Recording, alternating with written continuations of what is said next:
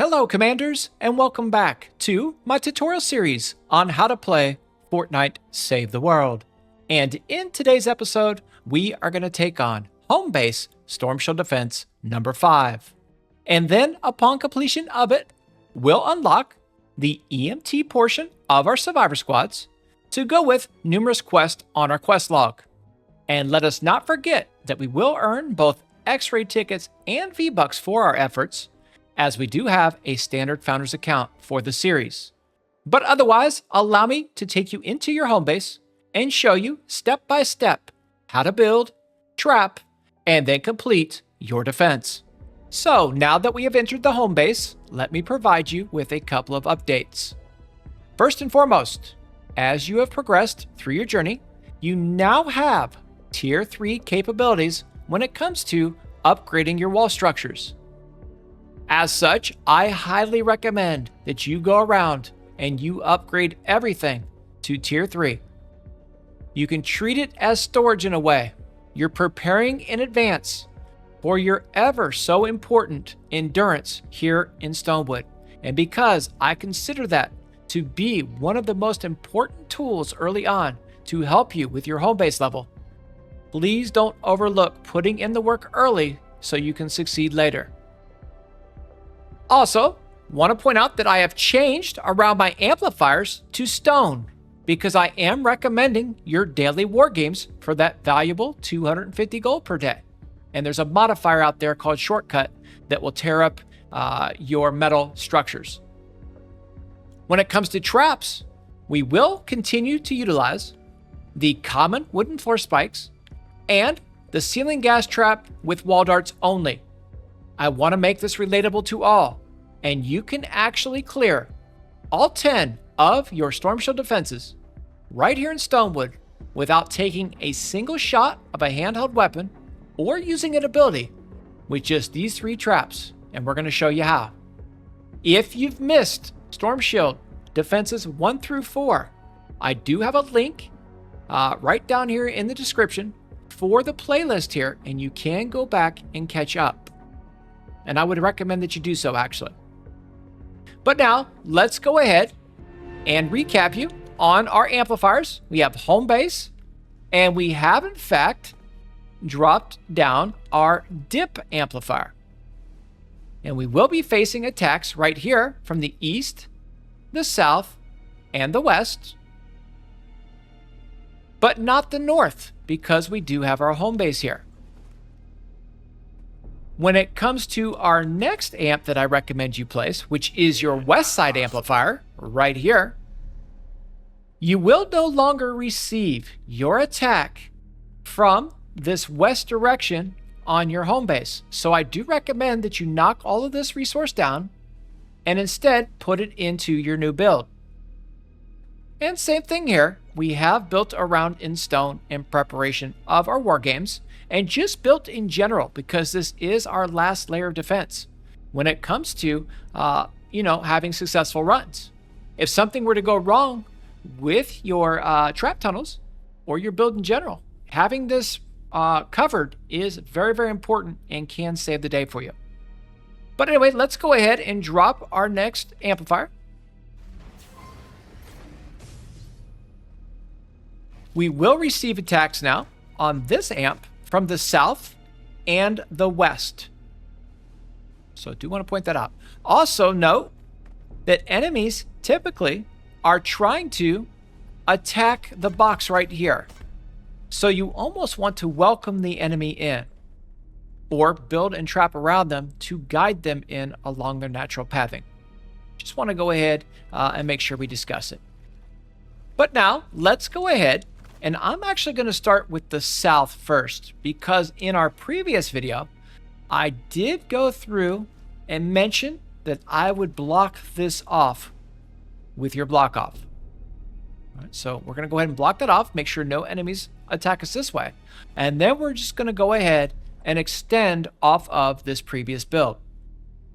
So what I'll do is around natural terrain, so we can spread out our resource, I'll use stone. Nothing wrong with that here.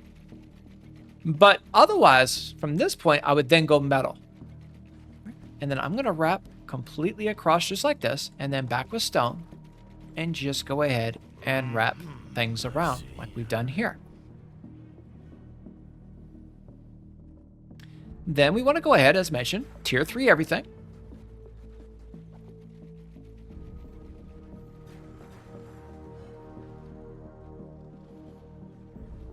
And your upgrades will take a little time, so we'll keep moving forward here, but we'll keep going and trying to work there. All right, so then you have, for this attack, just this one area right here. And what we're going to do is we'll begin with our tunnel. All right, so floor, wall, ceiling, 1/3 wall, edited pyramid right here on the natural terrain. I like the pyramid over the stair because it has a smoother transition point. Then we're going to walk 1, 2, 3, and then 4 in an L shape when it comes to floor structures. We'll turn around. Okay. We will wrap with walls and then a ceiling. Against terrain here, when we talk about natural terrain or the environment, we can go with stone. And then we will come back here with metal, with that finisher that I typically and always run, where you have that reverse 45 pyramid, and then our final edited wall. Then from this point, we would just put our ceilings, just like this here. I do want you to have a full block off in this area. And what we will do is just wrap around, and we are going to face it to the southeast direction. And then a pyramid over it. But up top here, believe it or not, I want you to go ahead and put stone, because this would be your base placement as you follow it. And then as we work out, we go one more here. And believe it or not, you can actually either put one here or open it up if you wish. But I do like these two here to play. Make sure you do not connect your trap tunnels, though, to your amplifier, because enemies tend to aggro more, especially the smasher, when you do that. But let's go ahead now, upgrade everything that we've done to this point to tier 3. If we run out of material, we will go grab a bit more, of course. And just remember what I said. We are working on and investing in our future here. All 10 Storm Shield defenses. All right. And that endurance potentially in the future for you, which I hope you do take my advice and establish that and run it routinely. And we will discuss that on numerous occasions through the series. All right, but let's go ahead for a moment. I'm going to max some stuff out here with our materials so we can get back to building. And back we go. Let's see. And continue with our upgrades. And I'll shoot back down here. Whoa, sorry. And finalize. Yeah, not possible. We'll handle the trapping portion at the very end. And I'm sorry, this needs to stay at tier 2 on the stone above you. To keep it at 2.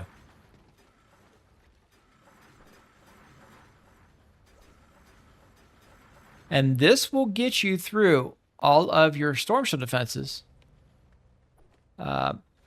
until you no longer get attacked here. Whoa, sorry.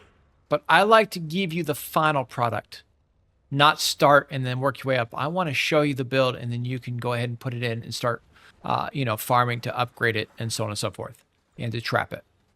Okay, tier 2 there. This gets sealed down, wall here, and then we'll move. I have mentioned when you are building trap tunnels or structures, make sure everything is the same tier and the same material, with the exception of natural terrain. You can get away with natural terrain in building stone upon it. Okay. But this would be, overall, our build. And then right here, up this hill, I would want a block off here. So we go like this. What? Edited pyramid or reverse 45.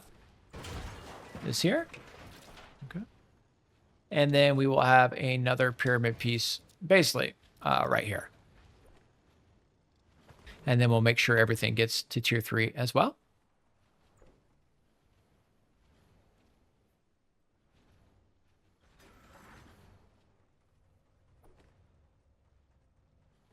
And everything else looks really good here. If you want to, if you're worried about the structure there, I would put that in. Yeah, not possible. All right. So we have all of this here.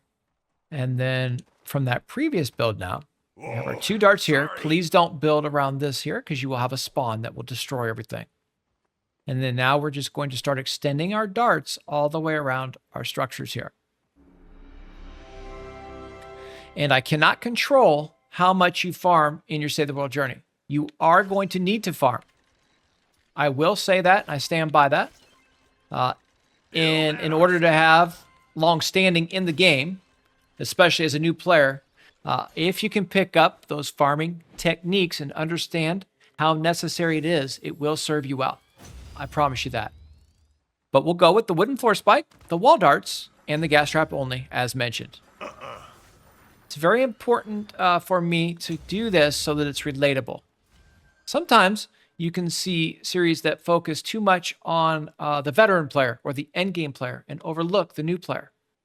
By showcasing the 3 traps that you receive naturally through your progression, I know for sure you will all have them. And it's important to note that you do not need the highest rarity items in the game to be successful. Whereas it's more important to have good technique and understanding, especially when it comes to trapping and building. So that's why I've promoted all along. Put down those weapons a bit and pick up this skill set. And trust me, you will be much further ahead than most these days in the game. There are very few trappers and builders left. All right. So we're good to go here now. Now I have built around our next amplifier that we will place. There is a chance that when the spawn occurs that it could remove permanently some of your material. But I utilize this as a storage of sorts, if you will. So I don't mind tearing it up and keep my stone there. I want to keep my inventory open so I can keep farming and working. But now let's go ahead with darts. And I want you to wrap darts all the way around these walls here.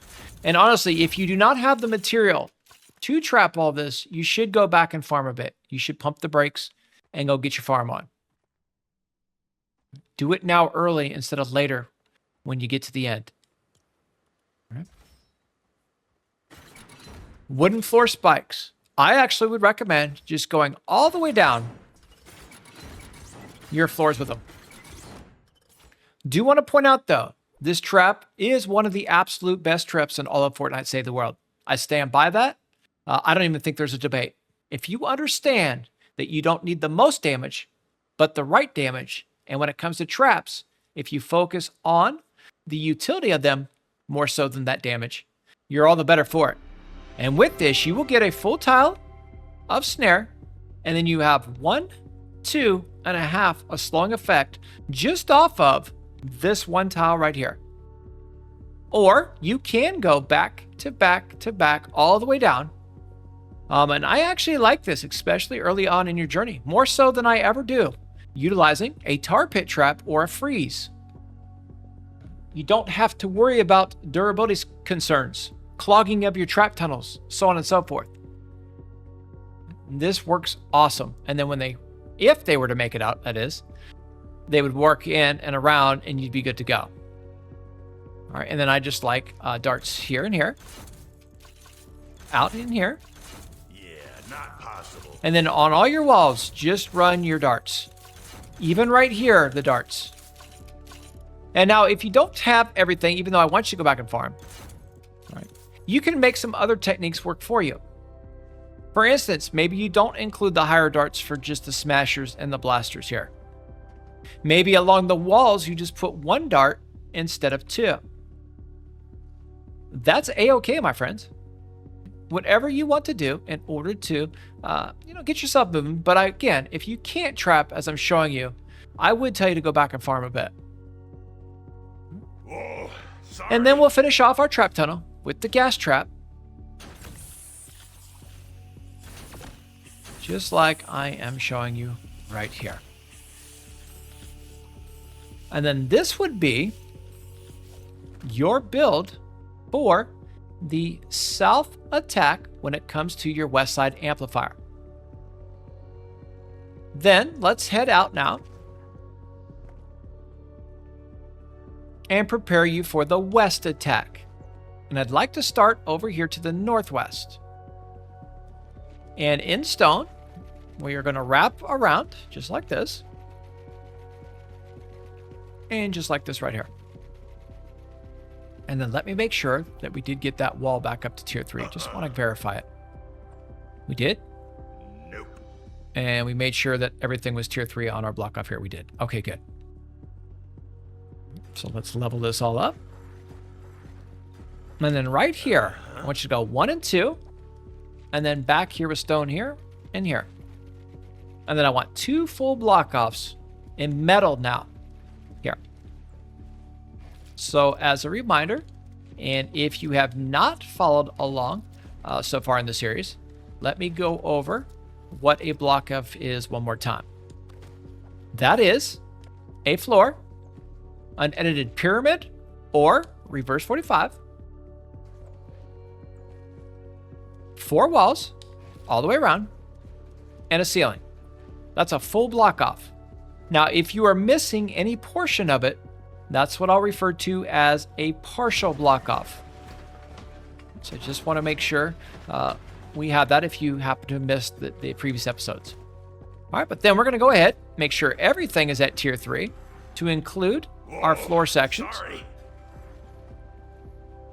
Because if you were to leave one of these weaker than the rest, the enemies can actually, and most likely will aggro on your block off, and you don't want that to occur.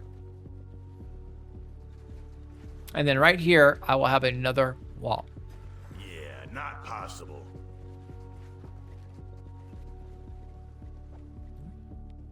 And that would be your block off for this section. And you would be good to go here if you utilize this. You would face this out toward the west, where they'd be attacking. Oh, sorry. Matching your pyramid with your floor piece in the same direction here. Then we'll go ahead and seal that down. Work on this here. Yeah, not And once that's upgraded, we'll go. And then I want you to line wall darts down your walls here. Just like that.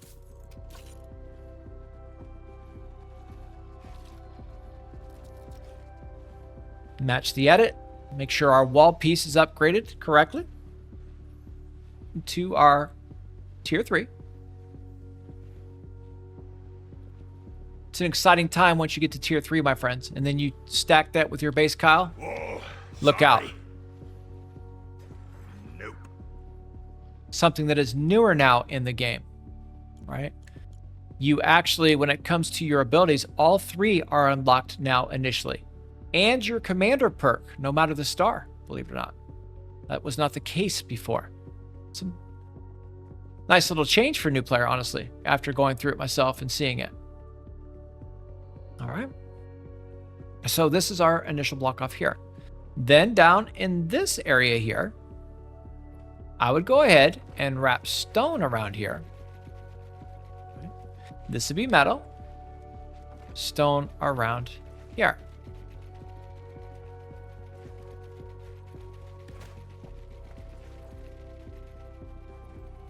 Okay. Then we'll go metal on our floors. And if we run out of metal, let's go grab a little bit more for a second, as those are working themselves into the build. Let's go down this way. Yeah, not possible. You'll hear them barking at me a lot because I like to have them running and moving when they don't want to, or when their stamina's down a bit.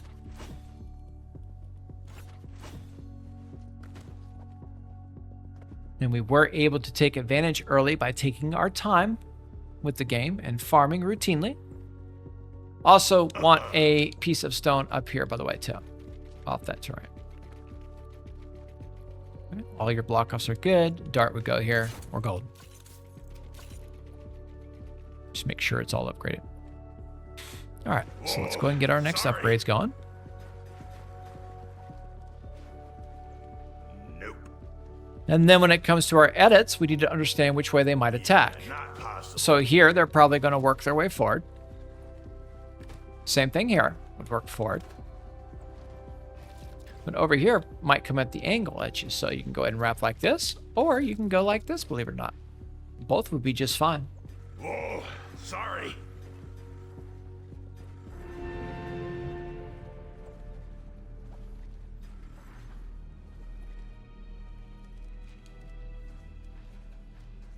And if you're watching today and you're thinking, man, this is pretty advanced for a new player here, please don't look at it that way. It's never too early in your journey to learn how to effectively trap and build in this game. I stand by that. Please don't miss the opportunity to take advantage early. Again, put those weapons down. Really try to hone in on this skill set here, as very few do these days. Nope.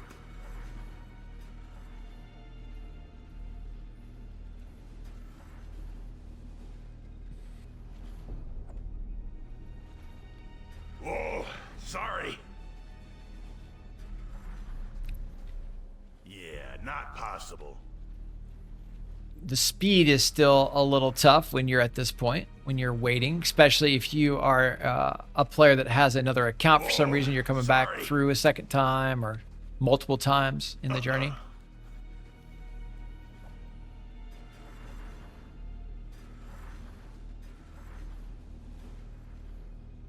All right, and then what you're going to do here is you're just going to match, again, the walls with the same direction that you built the floors. All right, just like this here. And then up we go. And this is already edited, so we're good. We've double checked that our builds are all right as rain and upgraded. And then all you need to do at the end is seal them down. Now, please do seal the tops of your block offs. I often see people do not do that, and there's something that's called phasing in the game, and the enemies can actually phase through your build, break this, and then they are protected to lob and fling at you freely, and you don't want that to occur. So please don't overlook that. It's very, very important there. And what you can do over here is, if you'd like, you can put another dart here. If you have something coming across, you can have a dart here. It can be tough sometimes with the dart under here if they try to come under and hit. But I would go dart here and here.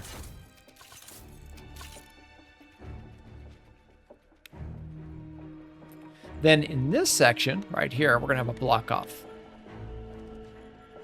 Now, when it comes to your floor, if you're able to see the floor through the build, when you place it, you can place it. But if you don't put a floor down there. So this will be a partial block off then, right? Not a full. And you do want to be mindful of this area here. The enemies, if you do not cover this, will get curious, and they'll try to work their way up and through this section. So we do need to add some block off here. Oh, sorry. And then this here would be a dart. We're just going to throw darts as we're going across. Again, you're mainly worried about here, but if something gets down here, it's kind of honestly an area where you'd want a wooden floor spike, or a wooden wall spike, excuse me. We don't have one right now, but wall launcher potentially, sound wall trap, so on and so forth. Because what happens is they'll get under the light and the light won't trigger. So they'll just stand here and it won't fire, right? Especially the little ones. Or let's say it can occur. Let's not say it will. Let's say it could possibly occur that way.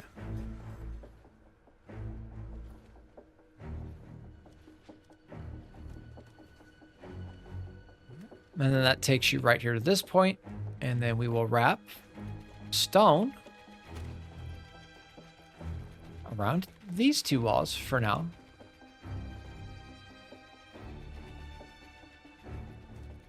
And here. Keep upgrading. Whoa, sorry. Then up on this section as they work this way. Go ahead and wrap around with a ceiling. Let's see. Floor here. And then we'll talk about the rest in a second. Takes care of that. And then you have this area here off your build. And what I like is a floor, a wall, a ceiling, a 1/3 wall right here,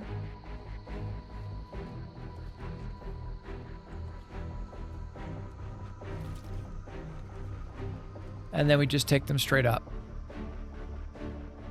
So basically you're going to have 2 different veins that connect and then lead to the heart, if you want to look at it in anatomy terms, as I do sometimes. And then you just have your ceilings up here. So everything is connecting and working off of each other here.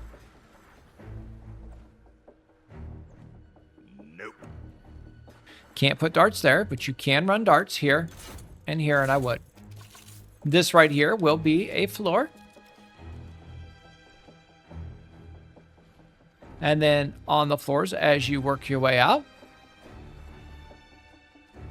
it would be here, here, here, here, here, here, here. This can be stone. I'm just trying to give you areas where you can put stone down that could be a benefit to you, so you'll have extra resource available to you. And then you have that finisher that I like to recommend. And you'll see that with all my builds. It's kind of my thing. Whoa, sorry. Let's go get our materials for upgrades. Now, this attack will be a long-term and long-standing one, and your future endurance attack. Possible. So if you only have metal for one build when it comes to this here, I would put it into the second portion here, the west side of it. Okay, as you were going through here.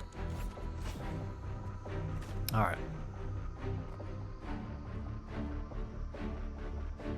And then that stone that I had you place right here is your base placement if you're following base.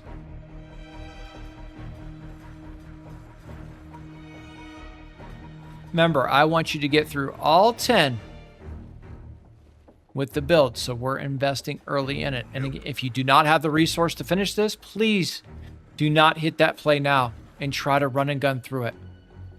Honestly, it's my opinion now, and again, we all have different play styles, different opinions, and because it's the series I'm providing, I'd go with this. If you have to utilize a defender, a teammate, or shoot a single handheld weapon on any of your defenses, I would stop it immediately and go fix the problem.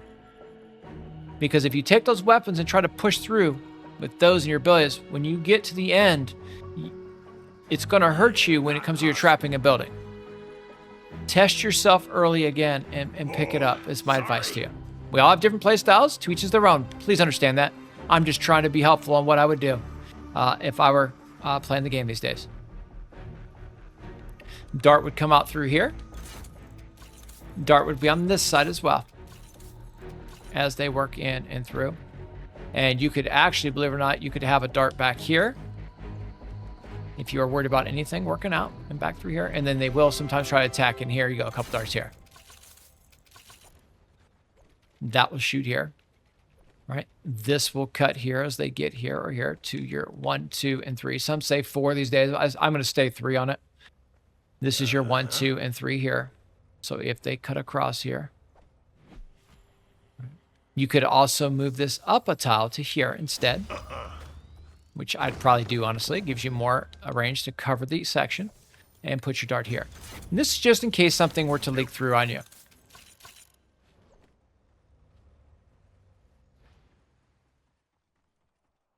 I want you to notice we don't even have weapons, but you have the bazooka. If you come across it, that's a game-changing weapon. I stand by it.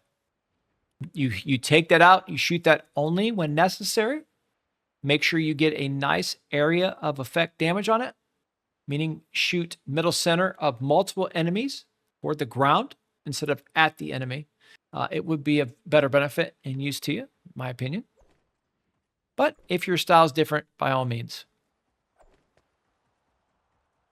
All right, so everything is Oh, Squared away now. sorry. And we're upgraded.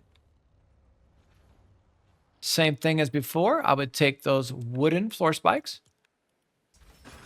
And what this does is when you're slowed or you're snared, it gives the other traps in your build a chance to work more effectively and efficiently.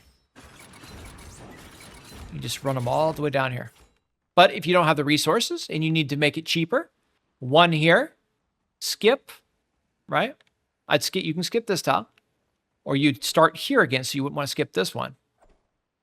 And then you have 1 and 2, so you could take these two and then go here. But if you're going to use gas, I would at least have this at a minimum. And then in the future, you'd want your tar pit and your freeze trap a little bit deeper, in my opinion, when it comes to the build. All right.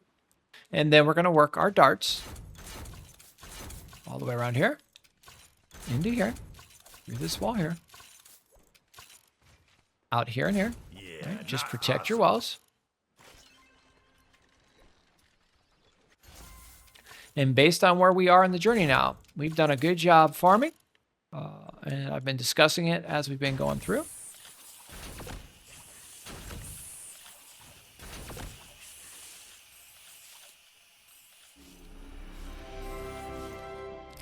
And this right here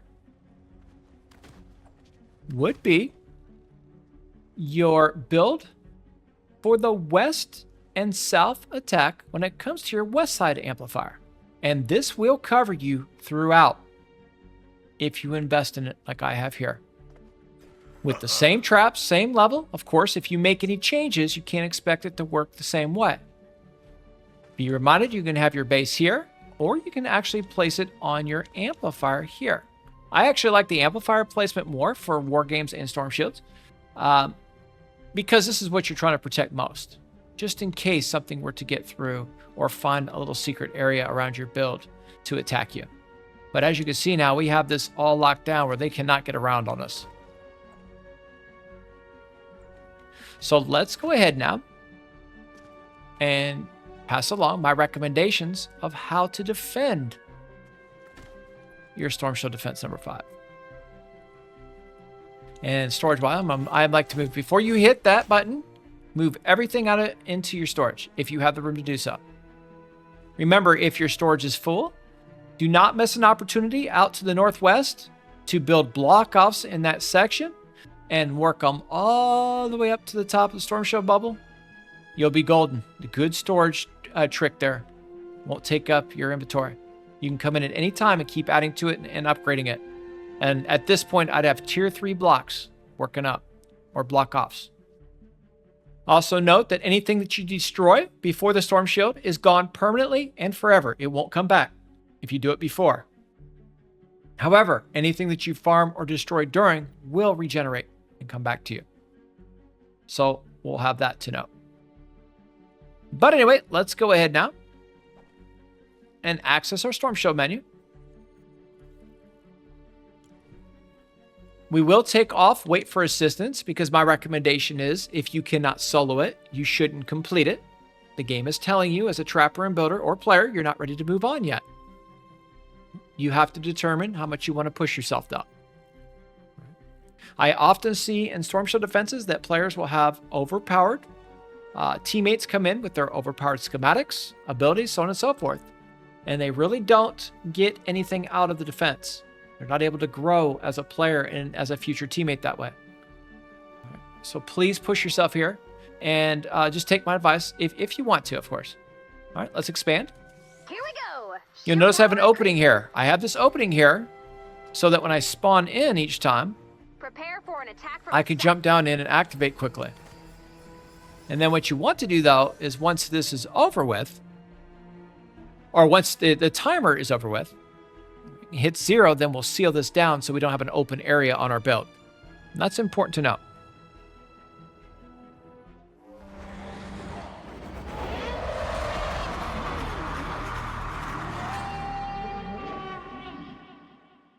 And we have the taker for the first time. So you seal this down.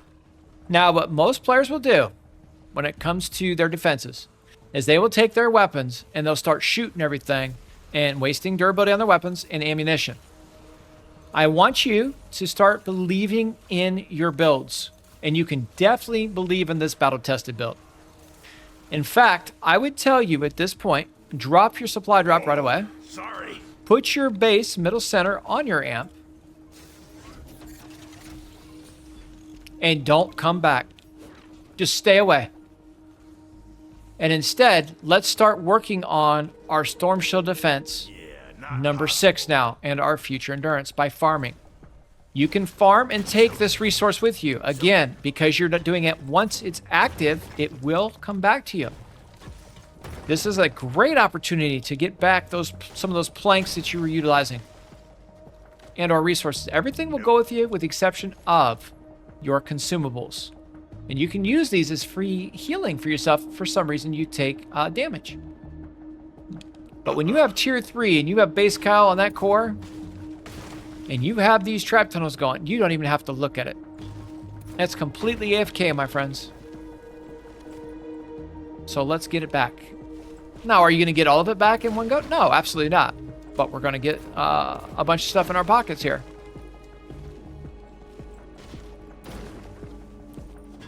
If you go out there now and you shoot your weapons and you run a gun through that, you mark my words on this, it is not helping you when you get to the end game in Twine for the end game missions or limited time modes like Frost Knight, Survive the Horde, right? That running and gunning will only take you so far in the game. And especially when you on those times where you don't have teammates around you. Because you will run into that because the game's not as popular as it once was. And there's nothing wrong with playing solo, by the way, if you wish to do so. I do want to point that out. Sometimes there are numerous people in the game that say that, or they kind of look down on solo play. There are people out there that actually do not enjoy playing the game with it. They like solo play. They enjoy gaming on their own, free from any stress, drama. You know, the things that might come with. Now, that won't stay if you upgrade something during. Remember, that won't. Next time you come in, that'll be at tier 2, so we need to upgrade that. It happens, right? Sometimes you just step on a wall. All right, this will be, the first one was a timed wave. This is an elimination wave. Now, where you stand is important now when it comes to your build.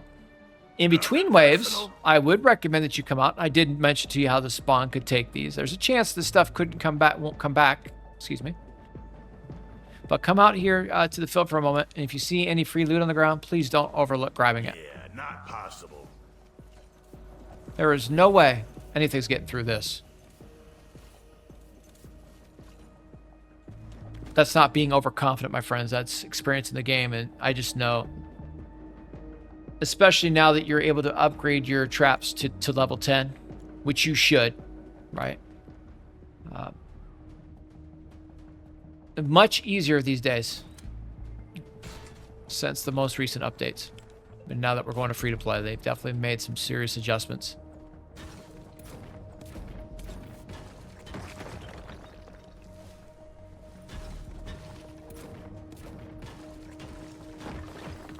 Nope.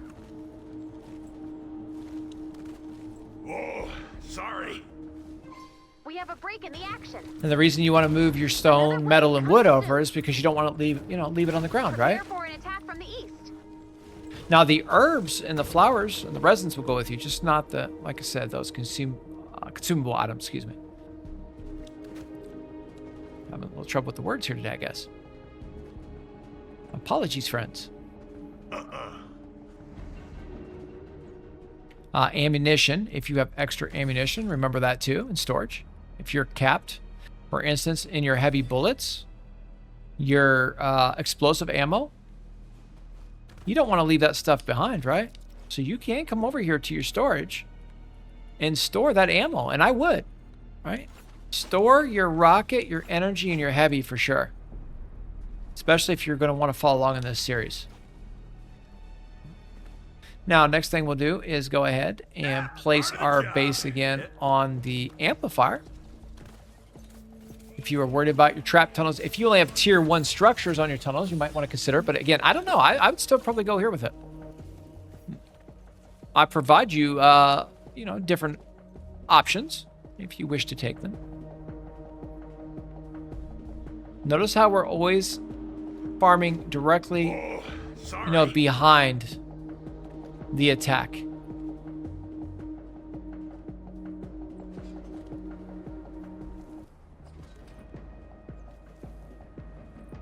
No strikes here. So nothing here. No test strike. One here though. Something tried to get around here and we got it. But I would go directly behind the attack when you're farming. Even me being over to the side here a little bit can actually make a difference when it comes to your builds. At this point too, I would stay away from the southwest because your builds don't extend that way. And if you get curious over there, the enemies will get curious. They'll work around. You don't have any traps to defeat them.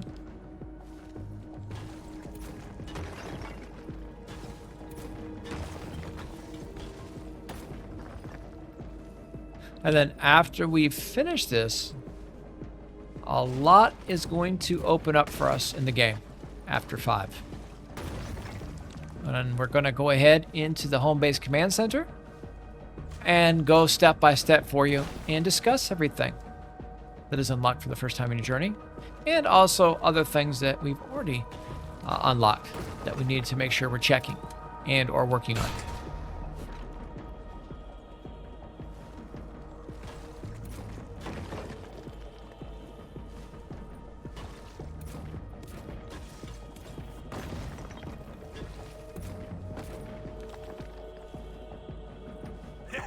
Not so fast.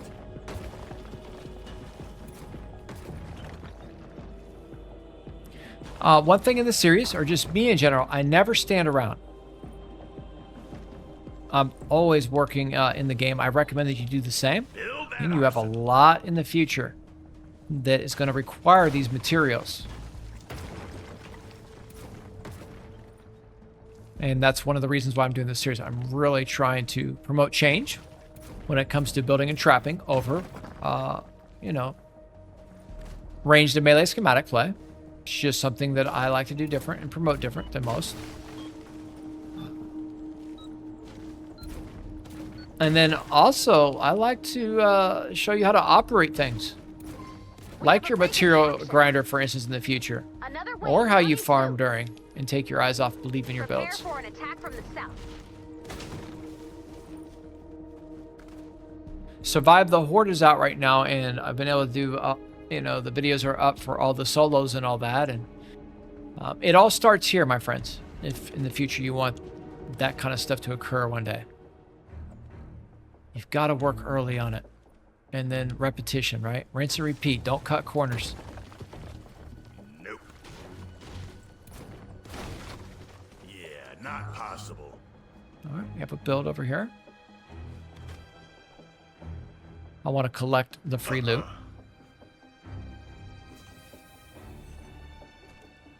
And this will be another kill wave. Again, we've talked about all this build step by step for you in previous episodes.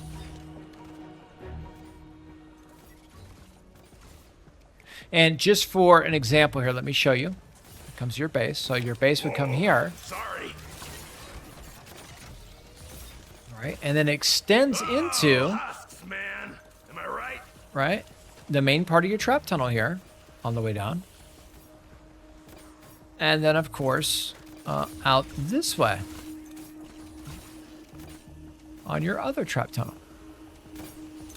And back here, we just put structures through. We haven't been able to reach through the bubble to upgrade those yet or trap them, but we will. But it's just kind of how it works when you are working with your base placement and spreading it across your objective the right way here. Look, everything is covered when it comes to those two tunnels leading to the heart. Now, there could be some ores or something out here. So at the very end, with just a couple enemies to go, I'm going to go down there and see if I can grab the free loot that might be in front of the build or down by the trap tunnels.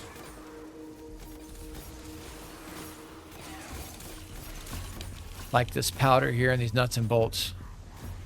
Not much, but it's something. You did it!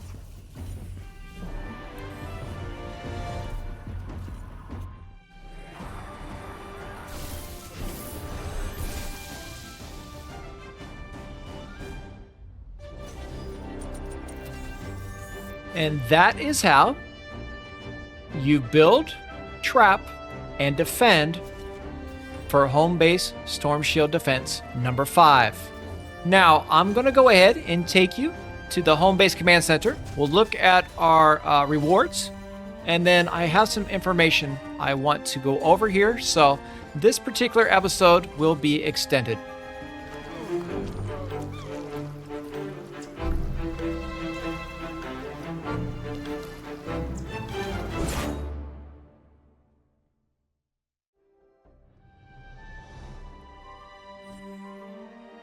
Now, as you saw there, already once we hit our home base, things are now unlocking for us, to include a quest line right there called the Yar. But again, I do believe that 50% of your time truly should be spent here in your home base command center. And if you dedicate that time, I do believe that it will make you a better overall player and teammate. There's a lot to understand and a lot that you can pick up back here. And that's why I cover it and will cover it so much in the series. So upon there, we have XP, mini reward llamas, and we have people XP. Mission accomplished, stage 4. Those are some of the quests that we're working on. All right. Again, V-Bucks and X-ray tickets because we have that standard founder's account. I think we all learned a valuable lesson today. Don't do the thing I did. Well, Commander, time to enjoy your new upgraded Storm Shield. You definitely earned it. All right, and then our additional X-ray tickets and V-Bucks. Another quest where we can earn even more. And then yet another quest, Eldritch Abominations.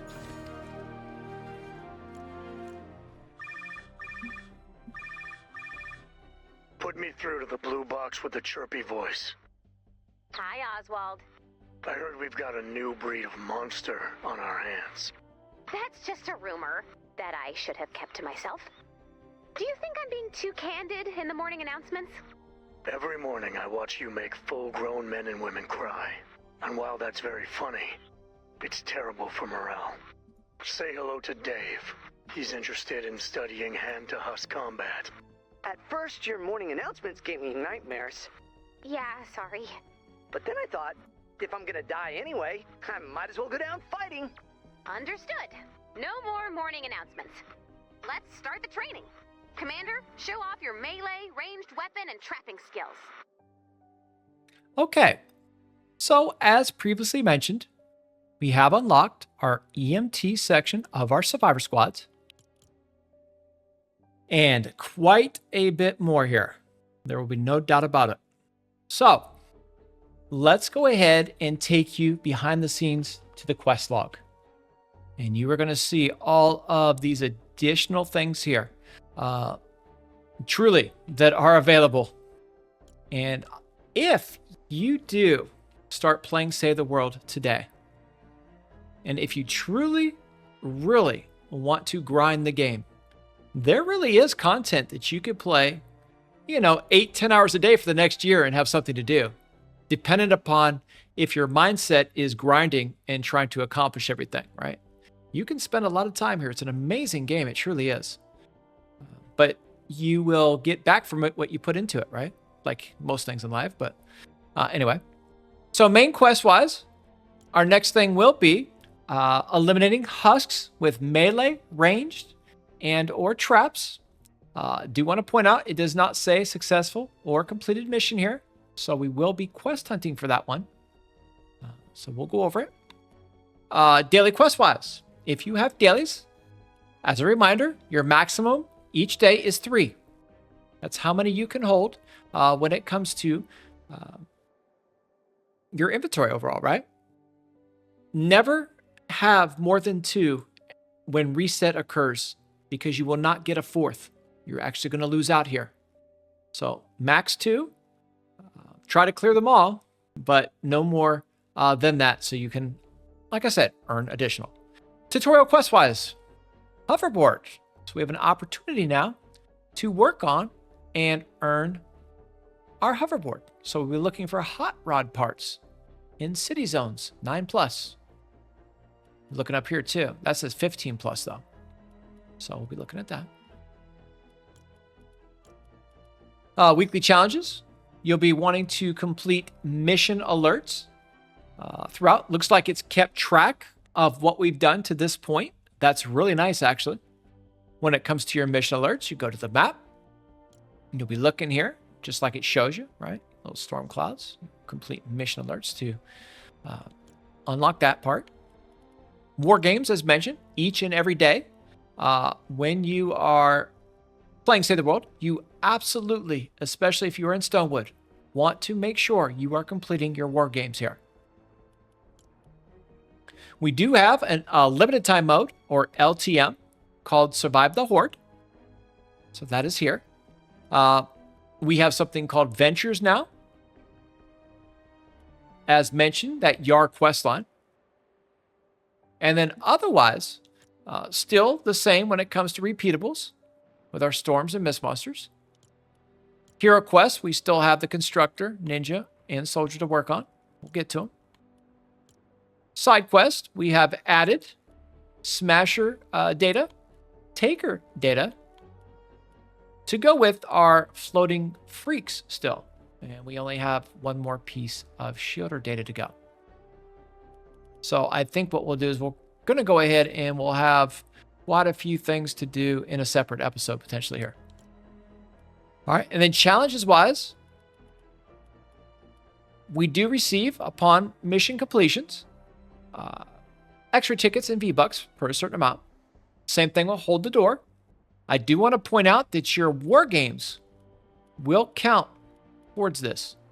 So please do not overlook. I keep saying it, but I stand by it. That gold and everything else that comes with it is extremely valuable. And then as we move across the other tabs here, heroes-wise, nothing really to discuss. We do have our 2 heroes from our previous episode. I do want to cover what to do with those. I've already mentioned it, but we'll go into it more. Hero loadouts still have our 2 main. Nothing new here. Nothing new with defenders at this point. But survivors.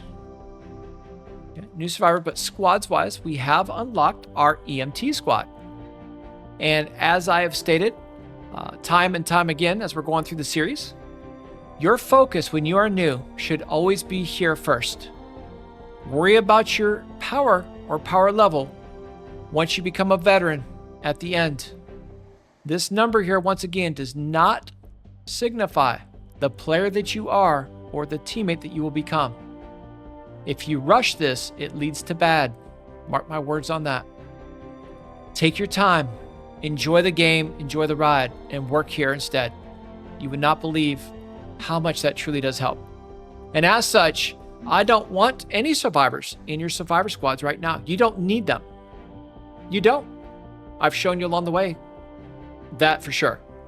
Make sure you have autofill turned off, because you do want to understand survivor squads, and you do want to make sure when you are coming into them, know what you have in your inventory, know how to work your survivor squads, understanding that maybe you don't want what most recommend here, and I'll get into that more once we do sit down and do survivor squads. But nonetheless, we're good to go there, and we're just going to continue to leave those alone. Gadgets, again, we'll start unlocking more as you put levels on. I'm looking forward to level 70. The gadgets, especially this one right here, in my opinion, the absolute best. Not only gadget, but one of the absolute best weapons in all of Save the World. All right, so that's just the same there. Otherwise, schematics are still the same.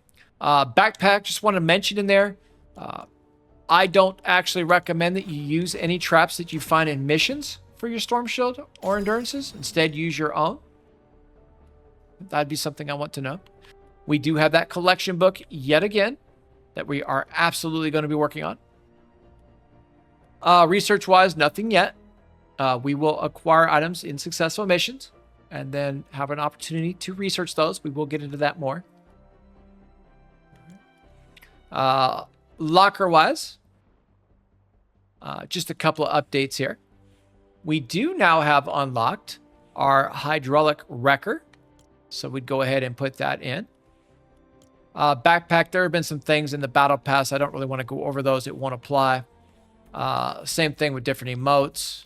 I do want to come down to, if I can find it here for just a moment. Actually, nothing here. Actually, banner. We did unlock the gnome banner already.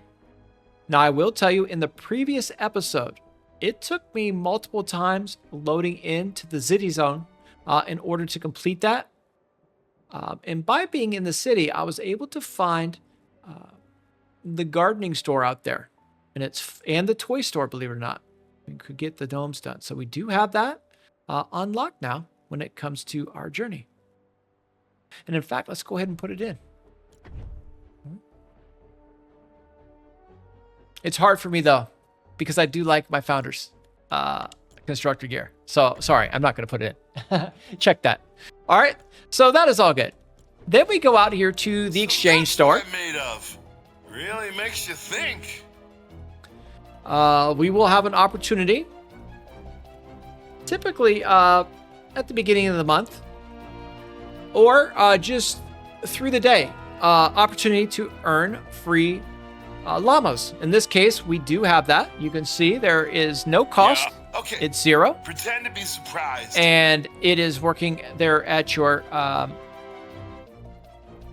typically would be 50 tickets a shot, right? But we don't have to worry about that here. So we do have those two. I would tell you, anytime you see that free or that sale going, if it isn't tied to the end or beginning of the month, it could be just there for an hour worth of time. So please make sure you go ahead and open that. All right, so we're going to go ahead and do that. Mining for loot. And now, for the first time, we're really going to start adding loot to our inventory. All right, at first, I don't want you to have any auto recycle turned on, and you don't want to batch recycle either. So we got that. Don't tell me what's inside. And we actually have our first legendary upgrade llama that we can see here. Now, for some reason, I just noticed on the upgrade llamas there, they're only showing 8 left now. So maybe when you first start, you only start with 9. But we had one free one available, probably part of our initial purchase. Well, we're going to say purchase because that's what we have. But if you're coming in free to play, you're going to have those 9 and you'll have a free upgrade llama, it looks like, in the beginning. But anyway, let's go ahead now. And we can see we have a llama token down here. How safe are these x-rays? All right, so we'll open this. I have a complicated inner life. Ooh, those prongs look sharp. And we have silver now, and now gold. Oh, lucky you. Nice job, High Roller. All right, so our first legendary upgrade llama. It's like you really get me. Okay. And it looks like we have another token available for us. And when we go to our inventory, when we're taking a look at resources, yeah, we have upgrade llamas from our pack that we got. That's what it is. So we're going to go ahead here and just keep opening, see what we get. Is what you get. One thing in Save the World is often I'll run across players that are trying to save things. And when you are new to Save the World, I always ask, what are you saving it for? That's me. There's too much that you need right now in your journey that can absolutely benefit you, like this sniper defender right here. Please, of course, make sound and wise decisions, and I'll help you with that as we go through. But definitely want to open. We have lots that we need to get. Yeah, I swallowed a phone. Oh, strum away, Maestro.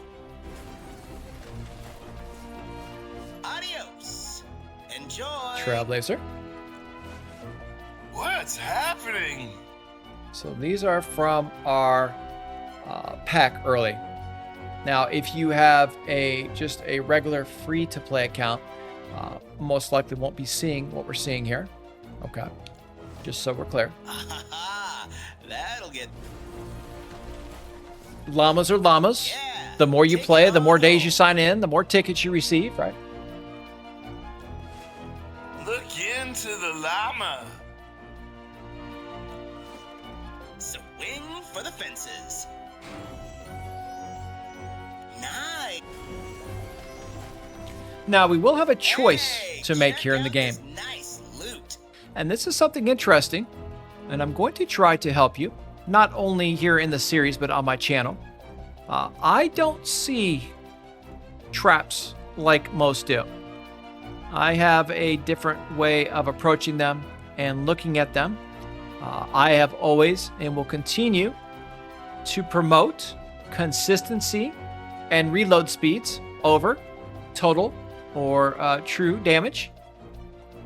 Again, I'm not ever looking for the most damage in the game. I'm looking for the right scenario or time in my journey. So I look at it different. But I am looking at the rolls here and seeing, would this be something long-term that I would keep or not, right? And I would tell you, based on what I'm seeing, that neither would have necessarily, a role that I'd be looking for. But I do like, actually, both options. I can't even deny it. So it just really comes out of your playstyle here. We don't have a ceiling drop trap yet, or gas in the epic quality. I probably won't keep them long term anyway, just so we're clear on it. I'm going to go ahead and choose this for now. Probably won't keep that in my inventory though. Rated X for X-ray. Ooh, a guitar. Let's. You're going to get a full-fledged llama And opening here, my that's friends. All she wrote. Am I gonna get superpowers? Because we have a lot of X-ray tickets. I'm a llama. Oh yeah, you got the goods. I've got nothing to hide. And this is really good because we need to talk about Survivor Squads and Vault Overflow. We also need to talk about just many different things in the game, of course. But it's good to have a lot of inventory so I can show you scenarios that you might get yourself into and Enjoy. so on and so forth. And when you are opening you think llamas you can now, take this? something to think about when it comes to llamas, all right, would be anytime you see an exclamation mark, that means you do not have a copy of that within your inventory or your collection book. You're also receiving event tickets. I wanted to show you, though, Does anyone else you can feel actually crit transparent? within llamas. How safe as are well. these X-rays? You have your melees. Yeah. You have your upgrades. I swallowed a phone. I do recommend when it comes to X-ray tickets early that all of your X-ray tickets should in fact go to upgrade llamas. All right. Now there is an occasion on the right side when you have a people llama, a trap llama, a weapon llama. All right. Some discounted llamas at times, like the Lucky 7 or the Triple. There are exceptions to the rule, or if you happen to see something so game-changing you cannot resist. But if you do not take anything else out from this llama opening, take this with you. Please, if you are new to Save the World, initially, while you are working that collection book, and or as you are going through the storyline of the game, please use all of your tickets on the upgrade llamas only over here, with the exception of those others I just mentioned, and if they are to turn gold for you. It will work out for you. You're going to get some llamas that aren't good. You're going to go on hot streaks. You're going to go on cold streaks. But if you stay true to it, in the long run, it will work out for you. So let's go ahead and do just that. Sledgehammer. Oh, that's a nice change. Wow, not too shabby. And you're going to see quite a few exclamation points. It's like a dream I had. So we're going to open up our first 10. We had one silver. Give you an average of what we're seeing here through our initial Llama opening. So that's what I'm made of. Really makes you... Hey, why do you have an axe? You can go on heaters here too, where you go back to back to back. Legendary take City it here. on home. You really can. All right, but Look keep into working right the here. Llama. Also want to point out here that, and I was mentioning it on the melee, but as you can see over here, we're actually receiving 200 event tickets on top of this llama. So these llamas not only can crit to silver and gold, but then can crit additionally internally. And for only 50, look at all of the items that we're receiving. Okay. What are you waiting for? Get to Jap. I'm feeling lucky. And the gold goes. Now this is the good stuff.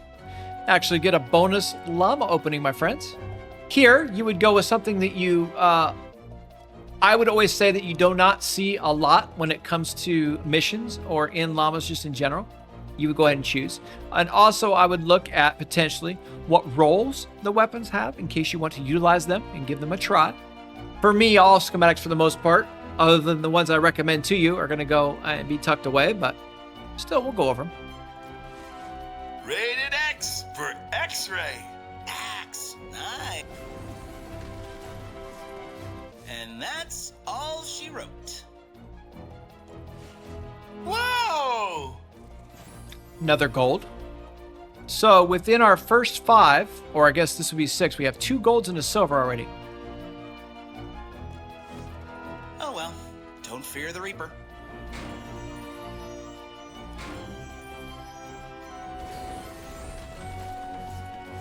Oh yeah, you are raking it in.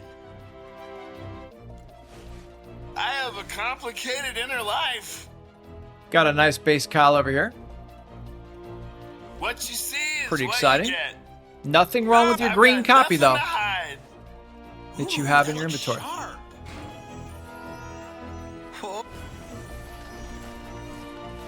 Oh yeah, pretty good. Okay, pretend to be surprised. Hey, an axe. Well, that's me. It's like you really get me. Hey, a guitar. Are you in a big... Oh yeah, you got the goods. What's happening? And we continue to see exclamation points right now. And that's a good thing. Adios. Enjoy.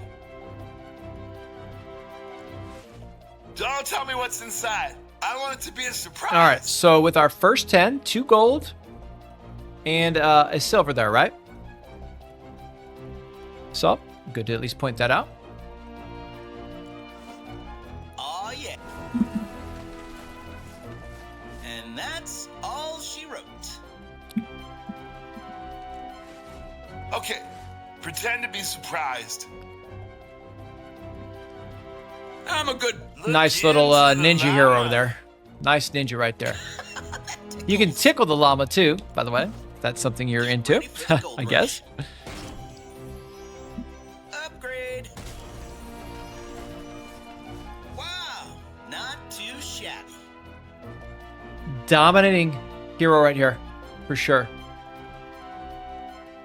And the dragon. Yeah! I swallowed a phone. Ooh, can I have an axe too? Oh yeah, you got the goods. So that's what I'm made of. And this is Really just makes you- non-stop loot right here. It's just going to keep on. Now, as you Well, take your That's time me. and you complete your daily quests, some days you might just sign in to do your daily quests and get your X-ray tickets, right? If you are a non-founder, or both if you're a founder. That's okay. If you don't have time, at least sign in and get your daily done. That's what I've done. I've signed in on certain days as I was working on my other series when it comes to like the endurance series in Stonewood I've just done. the Survive the Horde solo series I've just completed, right? Just make sure I signed in every day.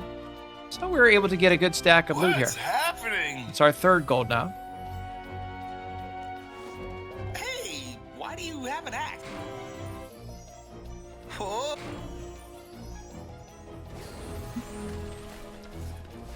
It's raining gold. All right, so a couple of additional items here. Same thing would work. Now, typically on a sound wall, for instance, you can theoretically have impact and not back on it if you are targeting a miss monster for some reason, right? But overall, if I see that, typically I'm not that interested because I know initially I can't change the roll on it. But I do know how much I like my wooden floor spikes. And so I would definitely choose that if I don't have a copy as you work your way up. We'll save it on the back burner because I want to use for the storm shields the 3 traps I've already mentioned. But nonetheless, we're going to have it there. What? Easy choice for me. It's a lovely day for loot. Yeah, take it on home. How safe are these x-rays? And even though they don't look like they're valuable, they are quite valuable. I'm seeing all kinds of different items coming in that are going to be of great use to us. Adios. Enjoy. Whoa! Axe. Nice. Oh yeah, you got the goods. Enforcer Grizzly, for instance. Really, really nice there. I have a Another silver. complicated inner life. Rock and roll. I like it. Hey, check out this nice loot. All right, and then what you start doing is you get into a situation, all right, where you have specific lead survivors that you need to understand, right? And as we go through, I'm going to show you how to, or what my recommendations would be when it comes to your survivor squads. Okay, I know going in, just because of my experience, I would recommend this hero based on how I'm going to cover the series. So we are going to choose her. What you see is what you And get. believe it or not, she could be with us for a long time when you talk about lead survivors. Yo. Well, that's me. I've got nothing to hide. All right, so there's 20. And you saw that time, those 10, we only got the 1 legendary. Got another silver there at a minimum that I remember. And I would say this is a little less than good. I mean, it's just okay right now. We haven't hit that heater I was talking about. We haven't And really that's been bad all either, she right? wrote. Nothing's really bad Does early anyone on. else feel transparent? There will be plenty of time in your future to open up the llamas on the right. No doubt about it. Remember when I say that. But not right now. Your first, please just keep, every time you see exclamation point, that's a winner for you. It's like you really get me. What are you waiting for? We are also earning event tickets behind the scenes. Well, that's me. The items Am in I those gonna events, get llamas, will vary superpowers? dependent upon where you are in your journey. Ooh, that's creepy. Nice silver. Wow, not too shabby. Rated X for X-ray. Wow, you're going. Adios. Enjoy. Another Does sniper anyone else defender. feel 2 transparent? sniper defenders, believe it or not. 2 of them. That's a weird stick you got there. There's actually been discussion of in the future Yeah, take it on home. that they are going to be doing some work on defenders. So I want to make sure we go over that. There's another What legendary, you by the see way. is what you get. And now we're going to have some choices on different heroes that we can grab. So definitely want to talk about that. And I also want to talk about when we get to it, how you can overcap your inventory and or go to Vault Overflow. 2 different things, believe it or not. Let's go ahead and enter them. That one's not gonna take.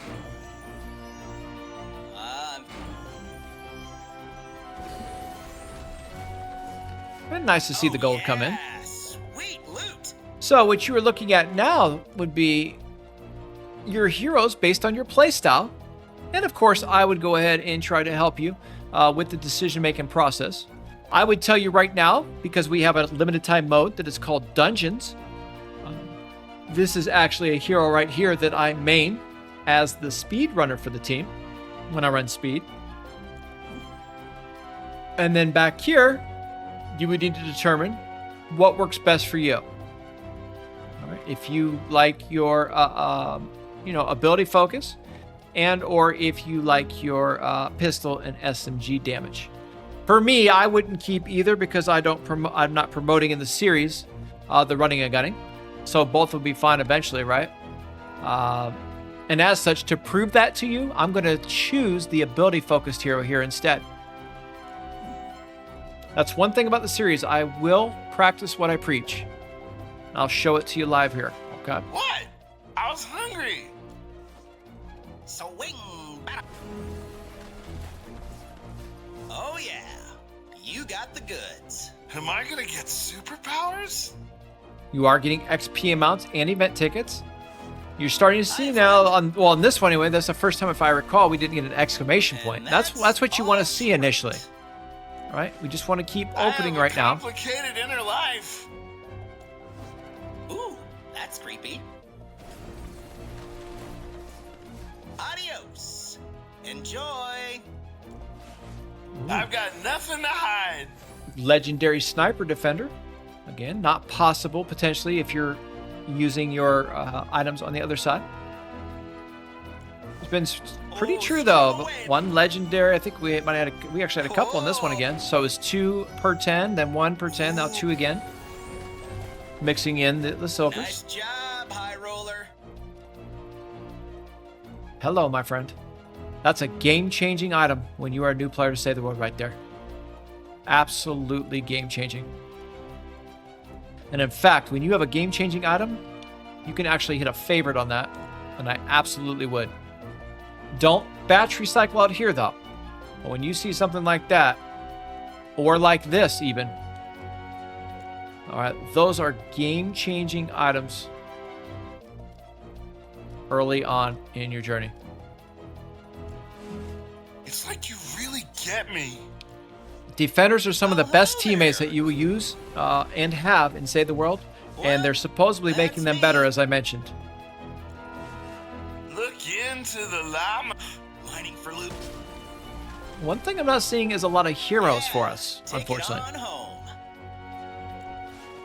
Okay, pretend to be surprised.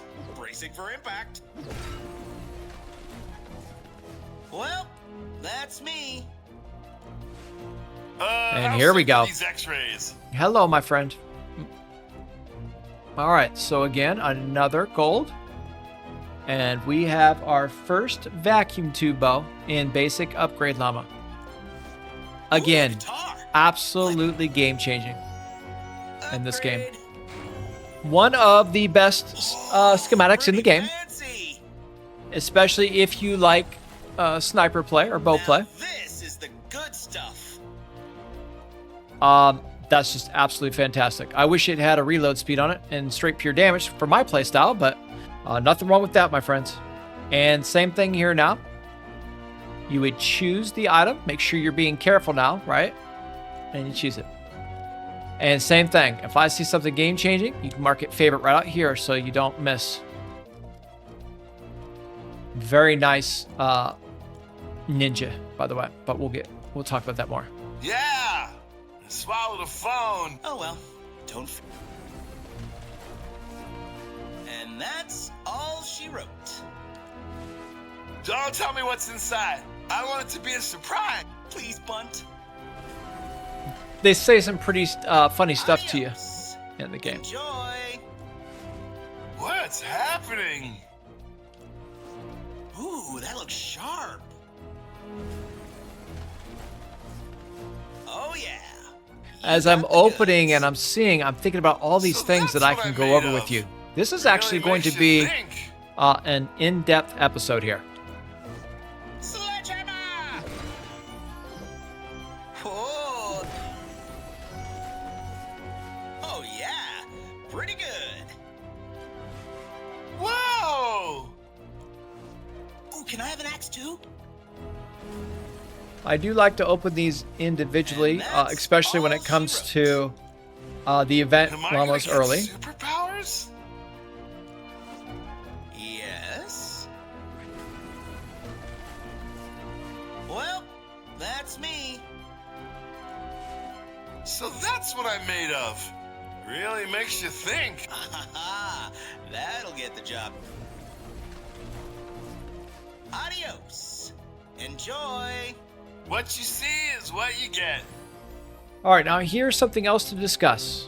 If you get down to your final 50 X-ray tickets in the game, if this llama here is not game-changing, I would not utilize your final 50 here. I would wait till reset occurs, and then you might have something better. Just something to think about when it comes to that last 50 that you get. Especially if you know you might not have a chance to play the next day. Nothing worse than seeing a llama that's out there that you cannot access, and you really need it. Oh yeah, you are raking it in. This would come down to a playstyle choice. Again, it really would come down to what is your, truly playstyle. Knowing what you have in your inventory, I don't, myself personally, don't consider any or either to really be game-changing. I would start looking at elements too, understanding what storm we're in for this season, because that can make a difference for you. Understanding that if I don't have physical here, probably for the most part, might not look at this. We got headshot explosions though. You look at your 6 perk a little bit on both. Based on what I'm seeing, I would probably go with this though, because of the rolls solely, not because of the schematic, but because of the rolls that it has on it. And then if you have this here, when it comes to bruisers, and I've mentioned this in the series, I recommend just straight pure melee damage with them. When you get a situation where you have multiple different weapons, it kind of works against itself, and I don't like this one here as a result. That's a nice collection book item, believe it or not. I would not favorite that. Remember, you don't need the highest rarity item in Save the World. Sometimes a gray, for instance, common, could be more valuable than this legendary, if the rolls are right for you. Things to think about now. All right, and then we come back in and we don't have any here. Surprise. Now, upper right-hand corner could be as an event llama from the previous event. Again, I did get the account right before the season ended out there. We had an initial couple missions there. But anyway, we can go ahead and take a look at this. And this is from our previous season, during that New Year's event. Prizes. Event llamas are great too.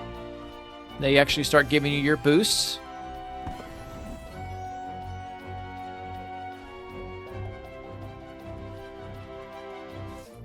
All right. And in the long run, for event-wise, we end up with that Whirlwind Scorch. Nothing game-changing though. Collection book. Look into the llama. Now, the next section that you would go to would be your loot tab. All right. Now we have some different items here for sure. I'm going to go ahead though and start with, we'll save the founders for the very end. Let's go to our pirate llamas first. And we have 2,750 tickets right now. So let's go ahead and open up. For this season, there are some really nice heroes that are going to be available during this season. It's one of the better seasons when it comes to your hero loadouts, in my opinion. Much more so than the previous. Legendary schematic. Go with Betsy.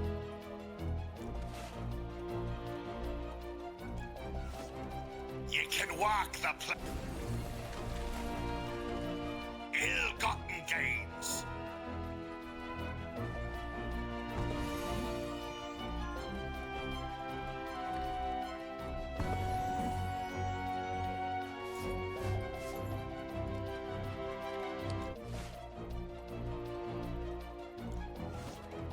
set a course for plunder. And they have different voice lines too, which is pretty cool. Ho, ho, and a llama of loot.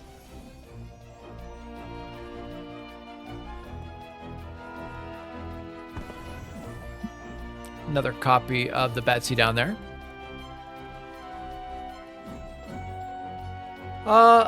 And then weapons-wise, if it'll tell you now, exclamation point if you don't have one in your inventory or collection book. Remember, if you have something in the collection book and you see a 1 here and it's not in your inventory, they're counting it.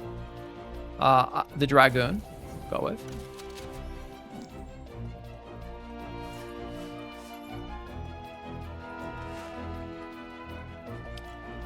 You can bulk open if you want, but I feel it's pretty cool to go through here and really deep dive into not only the opening, but what we will do. There's a game-changing schematic with the bazooka again. We've talked about that before. Okay. Now, in this series, I will only cover items that I would recommend from the base game or expansion set that are game-changing items, meaning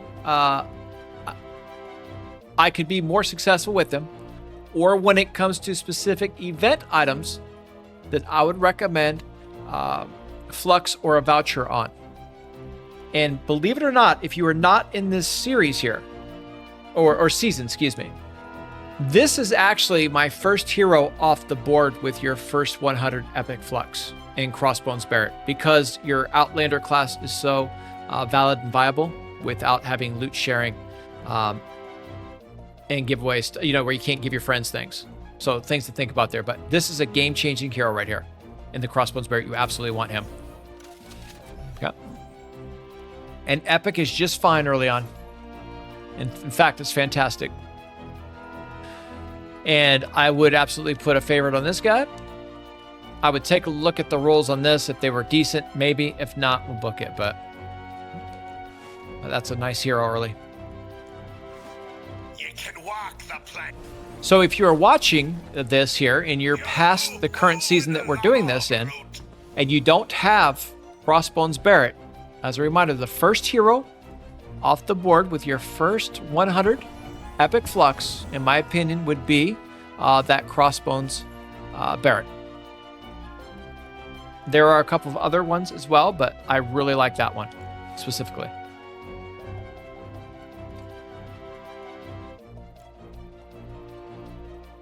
Okay, and then you get to a point where they'll tell you to get additional currency. So now let's go to the mini reward llamas. Now with the mini reward llamas, you're looking for these to crit silver.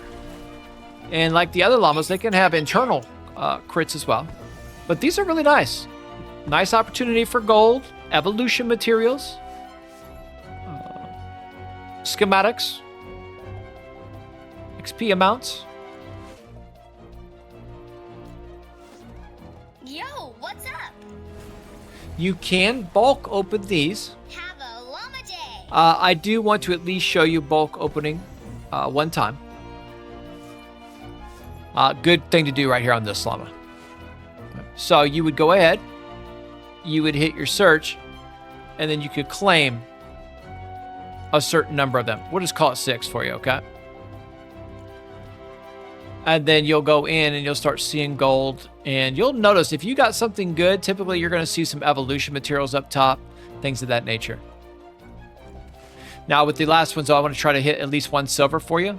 With this particular llama, I don't like to bulk open typically when I'm doing my series, but right here we will. If we get that silver, so I can show you at least one time.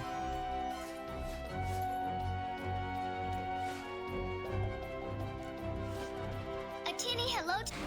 Right here, okay? So you're looking for these to turn silver, like this, and then you'll see a nice I knew I was special. return from that, as you're seeing right here. So if you happen to be thinking about holding on to these till later, please don't. Open them now, as you just saw what a big difference that makes from 1 mini reward llama. But anyway, otherwise, let's just go ahead with these. There's nothing too exciting overall. If I see some items that would be like the Survivor, Epic Survivor is available, available to us. Evolution materials, all this gold. Also mixing in though our heroes and schematics, defenders, and all these XP amounts. Okay. Now from our two-factor authentication, we do have our legendary Troll Stash Llama. So we'll go ahead here and claim it. A colossal clobber. Guaranteed legendary items here.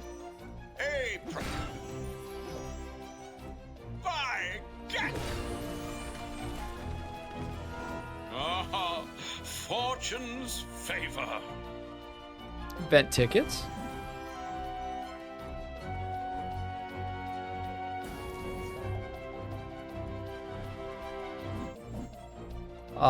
Playstyle choice. Really is. I'm a shotgun guy, so I always choose shotgun. You could be something different though, so I definitely like the Tiger Jaw early if the rolls are right. Nice little schematic to have. After your first... Oh. Hello, my friend. Huh? Hello. Okay, so now we have our Xenon Bow right off the get. So we will go ahead and favorite that right from the get, even though the rolls aren't that great at all whatsoever, honestly, but it's still a Xenon Bow, and I don't recommend the weapon for damage anyway. It's more so for quest hunting. Shotgun Defender. Triple shotgun damage. Holy moly. That is a game-changing defender right there. Straight pure shotgun damage. Talk about consistency, my friends. So, two-factor authentication paid off for us. That is for sure. All right. And then we have our Pirate Llama. We'll claim it. Set a course for plunder. Because we got 500 more event tickets. Pirate treasure.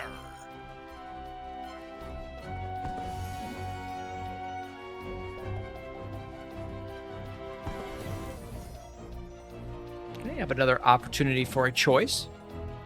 And then you would basically come down in here and be looking at, something that could be of benefit to you. And I mean, overall, I don't necessarily recommend either, but your playstyle could say something different. I guess just because we favor the constructor class, we'll go there, but she's actually, I'm going to check that for a minute. Let me double check her perks one more time. This is actually quite good, believe it or not. I stand corrected.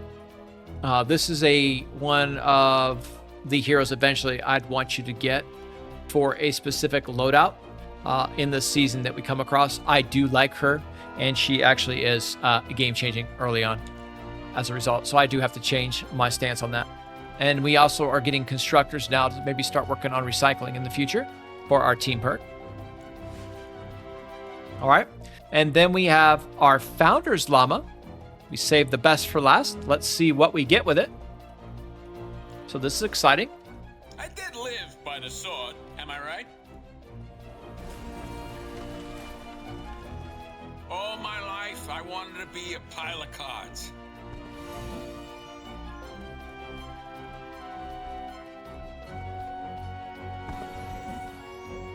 And we got the Lawbringer. So that would be something that you want to make sure you are favoriting, I guess, in the end. Those are pretty awesome. All right, so that would be our event llama opening overall as we are looking in the game. Right. Now, a couple of other things. We have reset occurring. Do we have anything where we can get additional tickets, right? We absolutely do here. We have another mission we can do quickly. You have your challenge quest where you could potentially get some additional items when it comes to your 5 mission completions or your hold the door for defenses. Remember, do your war games so you get credit for those, right? So you have an opportunity if you really were hurting, you could go in and take a look for them. But for now, when it comes to the llama opening, I think we are good to go. So, the party has just started though. Again, I did mention this will be an extended video here for us. Now, one thing that you have in the game is you are going to end up with overcapped inventory at this point. And I think that we have discussed this, but it's important to cover it at least once in the series. So we're going to do just that. All right. It will also, what it will do is when you overcap and you go look at your schematics, you are going to start getting locks next to items in your inventory that you are not going to be able to do anything with, except for potentially put them in the collection book and or recycle them. But otherwise, they will not be usable for you early on. And that's kind of a downer, to be honest with you. But it's going to happen. And I want to make sure that we're covering everything and anything when it comes to the game. So you do need to make choices here when it comes to, and as a reminder, this inventory number is just not your schematics here. All right. That number also includes all of your heroes, all of your defenders, and of course, all of your survivors. And there are actually items that aren't being counted against this number when it comes to permanent items in the game. So that would be something to note. Resources-wise, we got some teammate XP boosts. When it comes to XP boost in the game, I recommend that you utilize those when you're doing limited time modes or running something like potentially your endurance, or once you have teammates. If you are grinding the game with your teammates long term, you play together a lot, your teammate would share their XP boost with you, then you could go ahead and I would recommend sharing with them. But not just anybody. Make sure you establish and utilize these with those friends that are that you're meeting and or that you're teaming up with. But you can, believe it or not, give these away, and I wouldn't recommend it. And if you are a veteran player out there, I actually recommend, if this is a alt account for you, that I would boost your main account with it, or vice versa. All right, if you're running your accounts that way. It is what it is, right? So definitely need to go over that and discuss it. But let's go ahead now and methodically, starting with heroes, discuss our options of what we received. Now, this tab right here will be all of your new items. And we'll see here exclamation points. But what I like to do for you instead is we're going to go out of here and go by category. Now, when it comes to items in general, and when you have tough decisions to make, you must keep out only, in my opinion now, essential or game-changing items, or items that you would use, flux, when it comes to epic or legendary, heck, even rare, and of course, a voucher on. If they do not meet that category for you, right, I would not be keeping them out. Now, I will tell you that Shrapnel Headhunter is a fantastic shotgun hero if you like shotgun play. Special Forces Banshee is really nice when it comes to Warcry, adding extra damage and movement speed to you. All right, so honestly, if you see a copy of her, I do like her. I recommend her. We already have a copy of the Commando Spitfire that's an ability-focused hero. But because I know how much, with my experience, you see Shrapnel Headhunter, and honestly, the only reason I'm keeping her is because of the movement speed, believe it or not necessarily the weapon damage, but that's a different story. I just don't want to really focus on heroes that are going to cost you when it comes to durability on weapons and or ammunition early, because you have to farm it back with every shot you take. I'm trying to come at this a different angle for you. All right, so overall, I'd be okay sacrificing that right now in the journey. I can still be successful without using my weapons. I can still be successful without her as well. But I do like that hero. And I have to, in good faith, tell you to at least keep a copy of it, because it could meet your playstyle, and it can actually help not only yourself, but teammates as well. So things to think about there. All right. But let's go ahead and work on through there.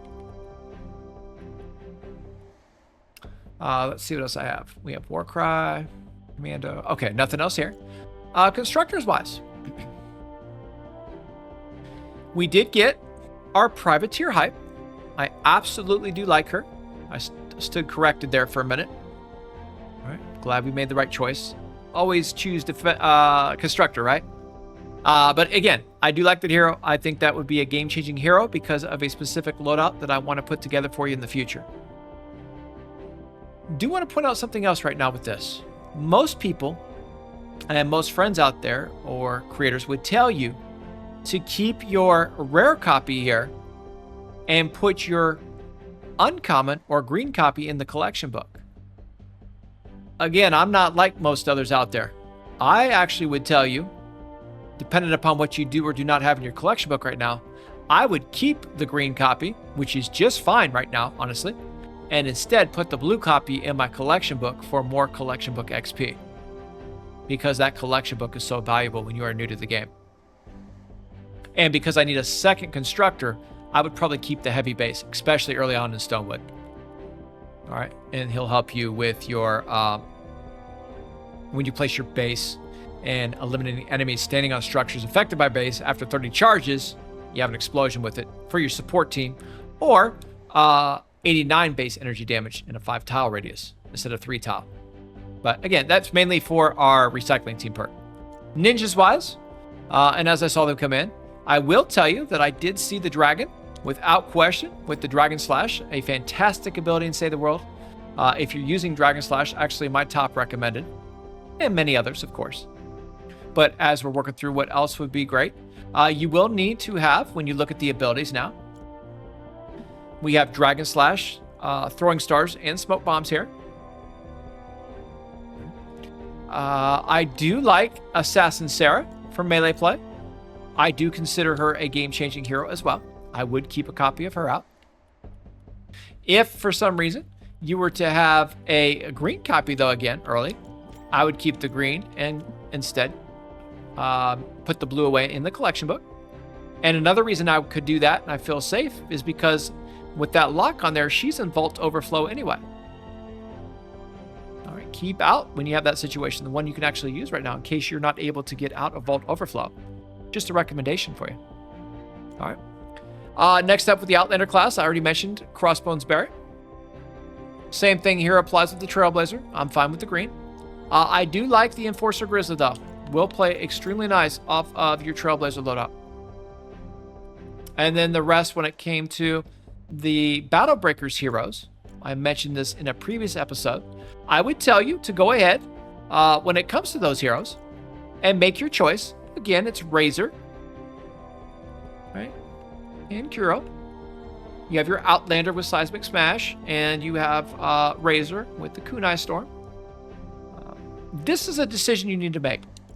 All right. I would tell you initially, if you can go ahead and give them a try at least, because you're only going to receive one copy, and then in the future, if you want a second, you'd have to voucher them. So in good faith, I would have to tell you to at least try them.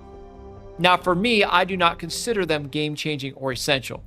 I believe they go into the collection book, but I want you to at least favorite them first and give them a try. See if you like them, because you don't want to use valuable legendary flux to go get something from the collection book in the future. All right, but overall, methodically going through, those are the heroes right now that I'm seeing. Let me just double check I didn't go too fast there at the end, because we were moving pretty quick. And we'll go ahead and bonus. If you like Scythe damage, that could be something you want to choose. You've got Crescent Kick with abilities. Right, so we've got some Crescent Kick play. Outlanders, again, I didn't see. If you like pistol and SMG damage, this could be nice if that's something that you like. And then we did talk about the movement speed with Recon Scout Eagle Eye. So if you happen to be in dungeons right now, I would probably put a favorite on that hero, okay? Or if you want to move quicker on the map, in a support team, could help you for 3 seconds with additional movement speed. She is a very nice hero, no doubt about it. Let me see initially, because movement speed is so difficult, I have to at least recommend that you give her a try. So those are your heroes. Defenders-wise, same thing. Let me just scan through here.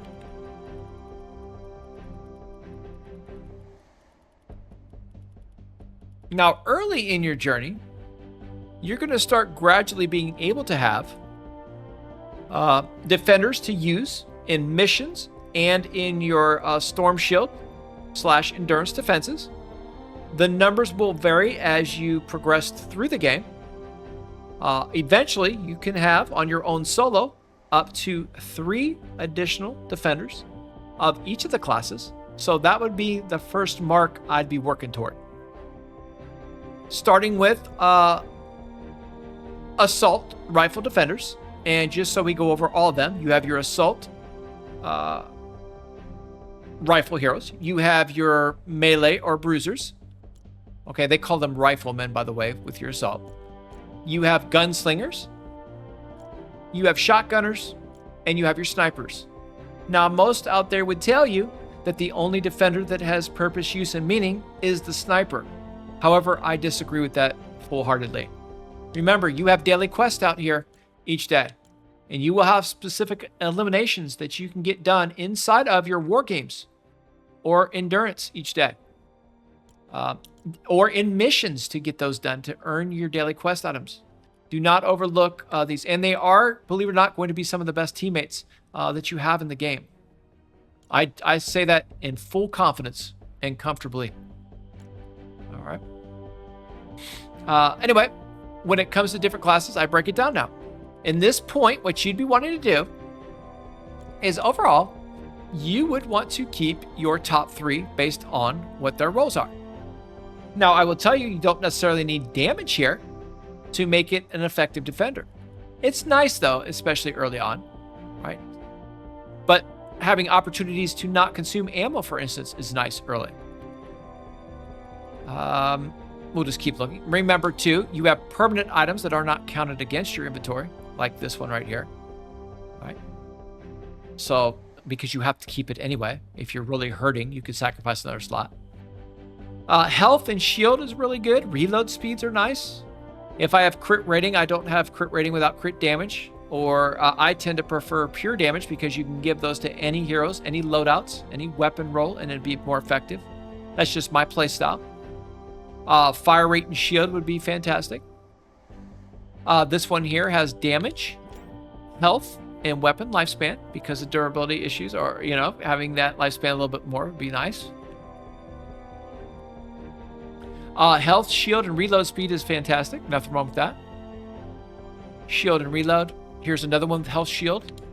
That's actually my favorite one that I'm seeing. So we have 2. And then my third one, I would go ahead and go with this one right here. The health, the shield regen, and the reload speed. All right, so we have ours here. Or, again, you can keep your permanent item if you need another slot because you have to have it anyway. All right. Next up would be our bruisers. And remember when I tell you this, and I stand by it, sometimes these commons here can have more value than a legendary.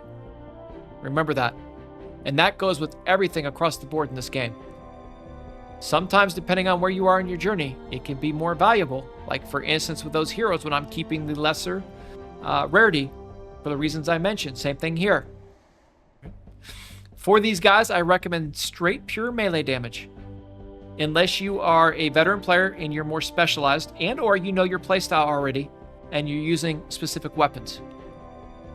And then we start looking at, like, the gray, for instance. And here's a case in point. I would keep this gray defender with straight pure melee damage before I ever kept this legendary one. Again, we're going to practice what we preach in this series. Absolutely. Without a hesitation, that's favorited. Okay. Club, club, club. All over the place. Melee. I actually only have one right now that I would keep, honestly. Based on what I'm seeing here early. I mean, if you need the 3, though, you can go your shield here, your life state. I don't think that these offer enough to keep slots. I'm not going to be able to keep everything. All right. Here you're getting shield, health, and reload, so I like that, but not over here on that. All right, anyway, just my recommendation. Next up will be our gunslingers. Same kind of thing. We'll start working through. Health and fire rate's good. Shield mag, shield life, double pistol SMG damage, with health, even though we're in Vault Overflow with that item.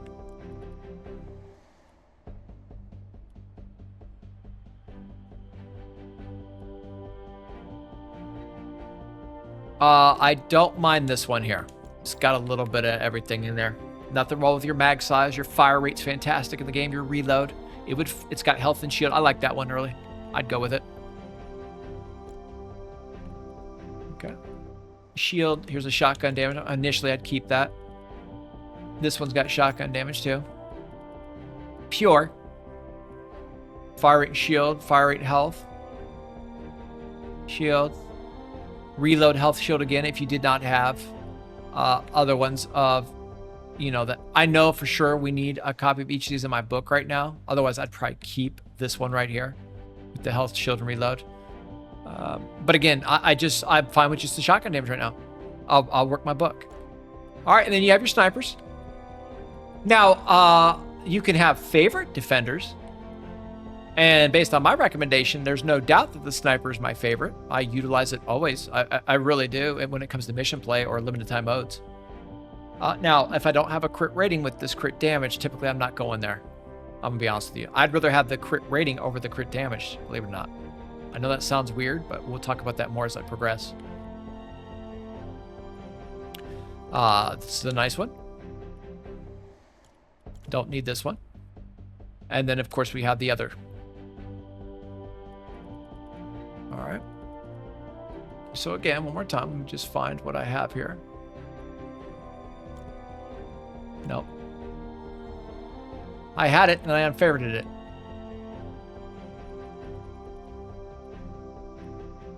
Right here. Okay, favorite.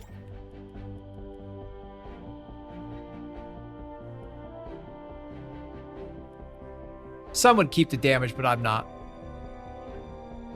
I like the reload health, and I want to keep it alive a little bit. I really do. I like this one better. All right, so that covers your defenders and just a little bit of background on them. Again, this is going to be an extremely detailed and thorough series. We will have short episodes at times, and then I will have these long episodes, and we will have the timestamps for you in the description. But please don't overlook this stuff, the time you spend inside of the center here. Okay. Now, when it comes to survivors, my opinion is this. The majority of your inventory early on should be nothing but survivors. I stand by that. All right. Keep every survivor if you can until you get to a point you cannot. Please do not miss out on this. I've got to stress it to you. All right. Every survivor. I don't even care about the grays. Please do not listen when someone tells you to only keep your mythic and legendaries and recycle everything else. Some of these survivors, believe it or not, are down here and quite valuable to you. Remember, something is better than nothing in Save the World. Doesn't do you any good to have all trap durability for all your teammates and yourself, because, and we just tested this recently again, the teammate with the most bonus gets credit and then yours get washed. Remember that too, especially if you're playing team play. But again, that's something. I don't even care if it's fractional percentages. It's more than you had to begin with, and if it meets your playstyle, it's everything. Definitely got to cover that. So I don't even want to talk about survivors right now. We are still blank here. We have no need to even fill them or turn them on right now. All right. But if you wanted to, you could start. If you had a big llama opening like this, you could work them.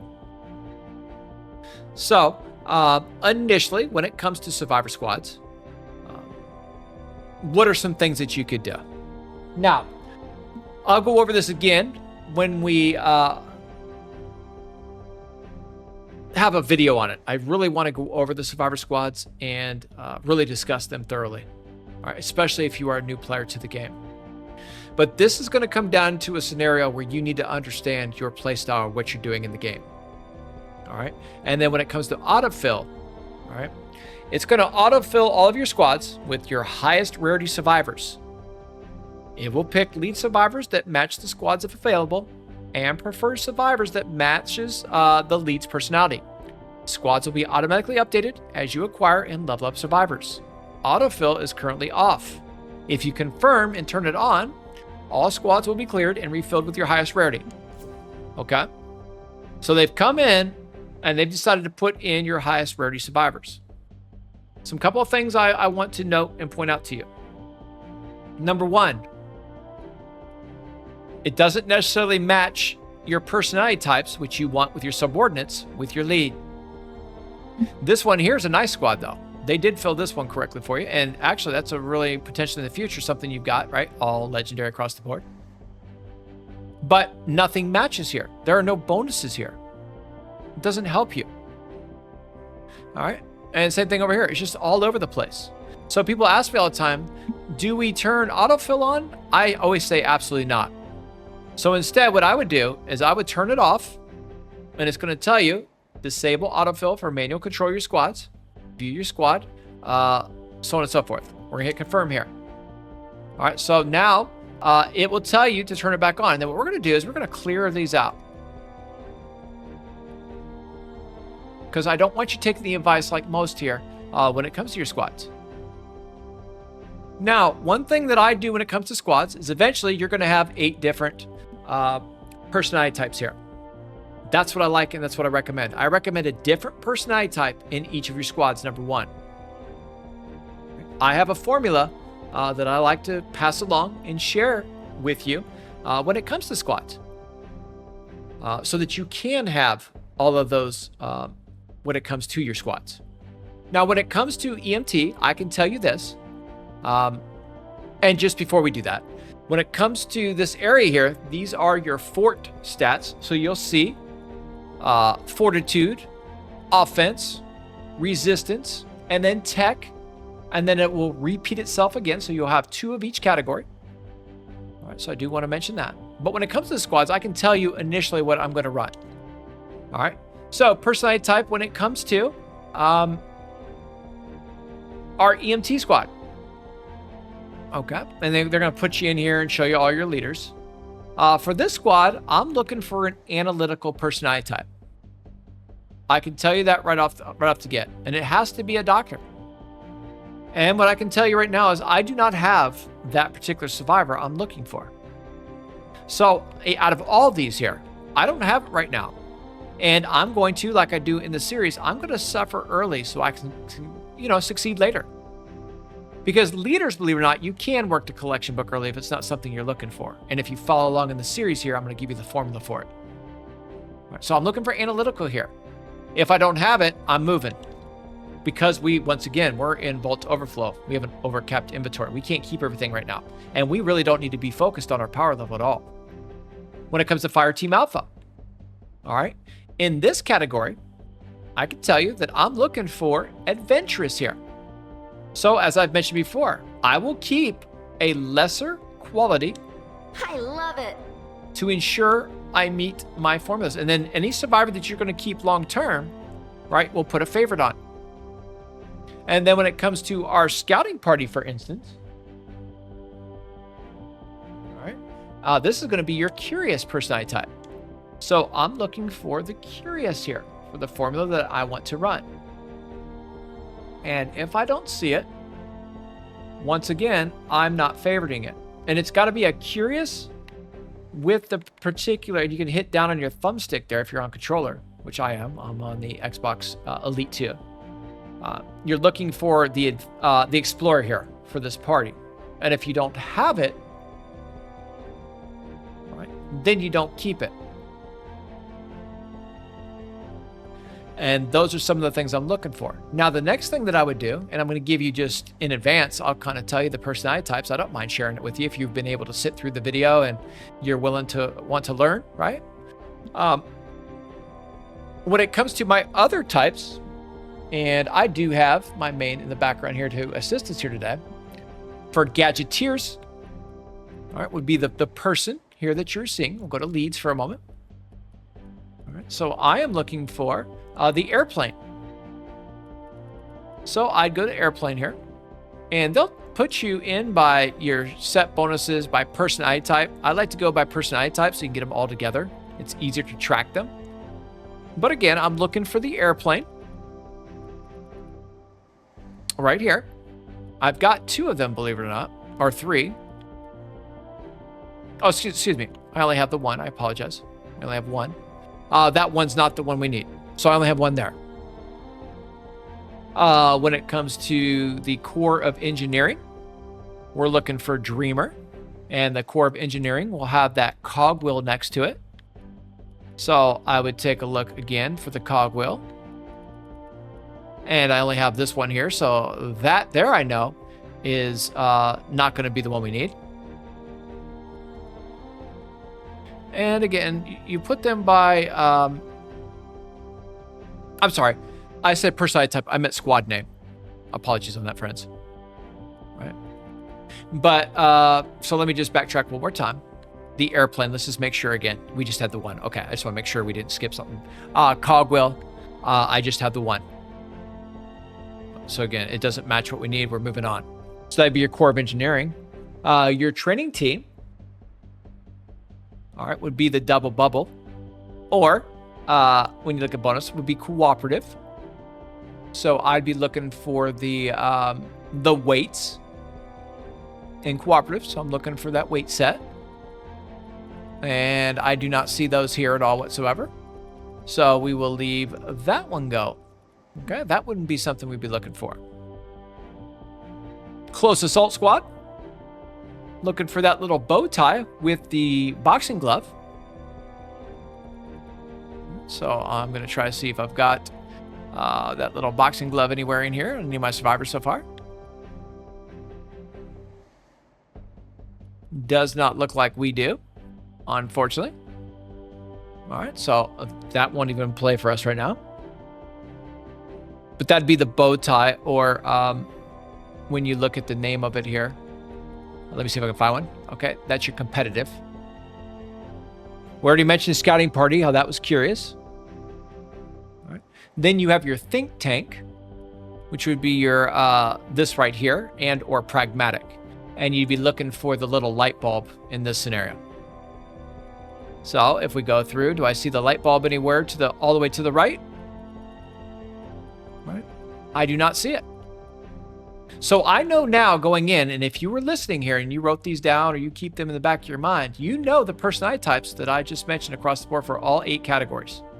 So you actually got something in advance that I don't normally do.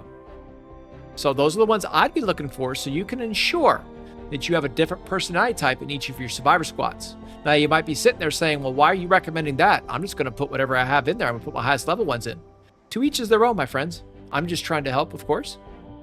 But what I often see is when you have multiple personality types within your squads, number 1, they don't typically match right? But number 2, then you have one squad that's not going to have a personality type. So every time you get that personality type in your inventory, you can't use it. But I can tell you right now, when it comes to leads, I can go start working my collection book now. Because I know for sure I don't need those. Now, these over here, I wouldn't get rid. You don't get rid of any of your subordinates, so we keep all those right now. We're not going to book any of those. Not until we get further down the road and we're ready to do our survivor squads. All right. So anyway, I'm going to go ahead and keep that favorited right now. And everything else, it is what it is, right? We're going to start working that book. Even with the legendary, I'm going to keep the epic over the legendary because it meets the personality type I'm recommending. All right. So that's your survivors. When it comes to schematics now, the fan favorite of most out there across the board. Now, what I see in the game is there is an awful lot of running and gunning and not enough trapping and building. I don't want you, when you're following the series, when you're going through the storyline in your journey, I want you to kind of put the weapons down and challenge yourself with the traps a bit more in your building. It is a tower defense game after all. It will take you much further than running and gunning when it's all said and done, especially when you end up on your own, which you will in this game, because your friends aren't going to be around often, and it's not as popular as it once was, even with us going to free-to-play. Right. Yes, we're going to get new players, but again, we'll see how that all works out. But for right now, I can tell you it's not the most popular.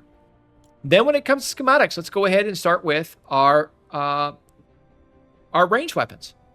What are the ones that I recommend that you keep that are, now we don't need the sniper because we have one, all right? What are game-changing schematics when you are new to Save the World?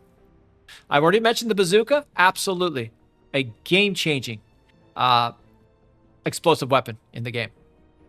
The vacuum tube bow, once you are able to, and this is very important because often new players will go out there and recruit these with a voucher or use their flux, and they can't even level it up enough to get the 6 perk to work. You need to be at 25 or 69 to get 6 perks to work in the game. So be mindful of that before you go using your flux and all that. But yes, you definitely want to keep that out. It's a game changer. You also want to keep out the Xenon bow, not for the damage. They've nerfed this recently. It's more so, it's one of the best quest hunters in all of Save the World. It will prove true for you. Other than that, when I start looking around at other schematics in this game, and I'm always thinking, would I use flux or a voucher, or is it game-changing enough to keep out where I still can't be successful without it? That's very important when we say this stuff initially. Do I see anything else? I did see this one here. I don't like the rolls on it, though. It's going to cost me to change it. I don't know if I wouldn't keep the other copyright. I just don't like it better. They're both, it's a physical. It's going to cost you, right? I can't tell you not to keep it. If you're in and you happen to be following the series and you are in, that water season or whatever in the sun, winter, then I can't. It is to each their own. This is a game-changing schematic, though. I'm going to keep the one, the physical instead, because I'll be focusing on mist monsters and bosses typically with it anyway. And we're not in this season, so I'm not. That's why I'm not keeping it. Otherwise, though, we have some event schematics coming in. There are definitely good weapons in the game, no doubt about it. I do know there are people that really like the Thrasher, for instance. You have a nice fire crit build here. You have fire rate durability. You have a physical copy as well. We have this here. So you have 2 potential builds here. If you need SMGs, it's a nice weapon for SMGs. But can you be successful without it? Absolutely. All right. But you have daily quests now. So you need to think about, hey, I probably need a pistol eventually. I need an SMG eventually. All right. You do have legendaries out here as well. All right. There are many weapons, but again, I want you to keep these. There's just too many to talk about. I want you to keep the game changers out. All right, so that's what we're going to do. I don't see anything else in here that we need that I cannot be successful still in the game without. Meaning, if I don't have these, I'm still going to be able to crush. All right, so for right now, initially, we're not going to keep any of these favorited. All right, and I'm going to tell you why here in a second. All right, when it comes to melee, Klax is pretty decent. Can't deny it. Stormblade is really good. Usually Stormblade with the crit hits cause explosions. Very nice. The Stabsworth is nice. I do not believe I have either of those. We have lower variants of them. But same thing here. I do not see anything game-changing enough. Now with traps, though, again, we have our mains here. I would go ahead and start fresh here for just a second. We're going to talk about traps for a bit. What are some of the traps that I recommend that you keep early on? Well, you'd want one of everything. So you can experiment and see what kind of trapper and builder you want to be. Just a few different styles would be a damage builder, a recycler, a staller, right? You have different categories and so on and so forth. There's many different ones. One of everything for sure. Not necessarily the highest rarity. Again, I'm going to keep these favorited because we're going to use those in our Storm Shield so I can prove that to you. Meaning you can use just those 3 traps and clear them all. All right, we have our defender post. I always say favorite your defender post so you can get access to it. It'll be at the top of your inventory when you go to access your inventory during the mission so you can get it quickly. Usually when you throw in defenders, it's at the end. You need to move quick. Or you might lose a defender pad from a lobber flinger or something like that explosion. You want to replace it. But from that point, I'd start looking at, and I'll start down here at the bottom typically. All right, and then what I do is I start looking, hey, what are the different roles on the weapon that could be useful for me? Now, I already have this gray pure damage one, right? I have a gray and a green for it. This trap isn't one of the highest damaging traps in the game. You don't get it for the damage. It's not S tier. In my opinion, it's S tier, but it's not S tier for the damage. It's because of the mechanic of it, if you're going on a tier system. People ask me what my favorite trap in the game is. It's this right here. You combo this with all your other traps, they all work better. It starts your process. It's a must own and a must use in my opinion. Okay. But anyway, I'd be looking now to see, do I have any that would have different categories that could benefit me when we talk about the damage? All right. And I do not here. All right. So then next we have the wall spike. Same kind of thing. I'd go with the highest level one initially. We favored it. Go back down. Healing pad. You see too, if it's permanent, you know you're keeping it anyway, so you can leave that be. Ceiling zapper. You do need, when it comes to the ceiling zapper, a energy copy and a nature. And please do not listen to someone otherwise that tells you different. Please do not.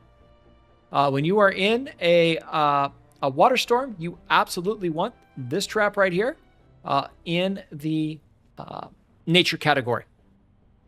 Right? You want one of energy, one of nature for both. So early on, if it's the one I got, I'm keeping the nature. Then we keep working. All right. The wooden floor spikes. Now I have still got the green, so we're good. But as we move in, if I have multiple ones now, I might keep my best one that I have for the future. Even though we're not going to use it now, I'd keep it. It's my highest level one. It's the best one. You might have different resources too. You can downcraft in the game, but that's good. I don't like the rolls per se on that one. I'm fine with that pure damage one right now. I just don't have the matching that I want to see. You have impact and knockback and durability on the wall launcher. You have durability and reload speed on the launcher. Actually, both are quite good, believe it or not, depending on what you're trying to do with them. Right? So honestly, I would probably keep both of those because I like having different reload speeds on your wall on traps. And I actually do like both of these initially. You would be on a different reload time. It's something I want to talk about in this game.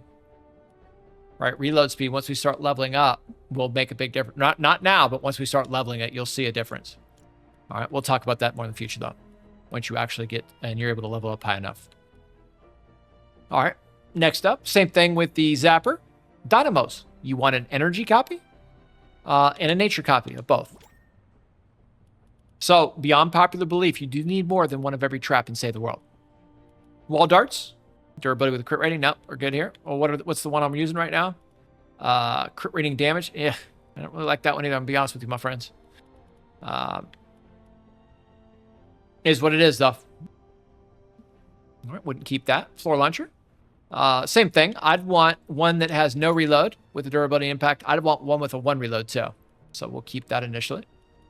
Gas trap wise. I have a durability and reload. I'd like to have a damage and reload.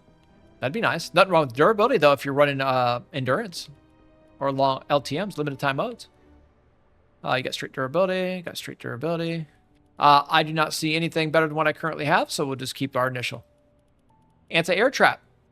I like range, durability, and reload speed on this trap. I do not like damage, believe it or not. It's often looked at incorrectly. It's projectiles, right? That it's doing the damage too. This is a niche trap that would be more so right in the middle center of everything. All right, but I like this reload range one here instead with durability. So now we have an anti-air trap. All right, going back in again. Zappers. Okay. Then you start looking. I have energy, or nature, excuse me, and then a couple of energies here. Okay. I will tell you that I like to have a primary and a finisher here. The energy, damage, and reload I'll keep. This one here, though, now with straight durability, I'll unmark. And then instead, I'm going to go with this pure damage one at the end. It's either going to be pure damage, or you can go with a crit build. Both work. I like the crit build for your primary, and my finisher is usually pure damage and reload, to be honest with you. But I don't have the luxury yet.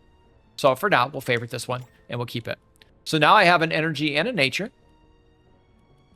going. And then again, I'd want 2 of each eventually, but for now, we'll keep our best. And with that trap, that's a single target trap, so you do want hard-hitting damage on it over durability, I would say, especially in basic defenses. Gas trap-wise, again, I did not see anything that was better than what I had, so we're going to move on from that.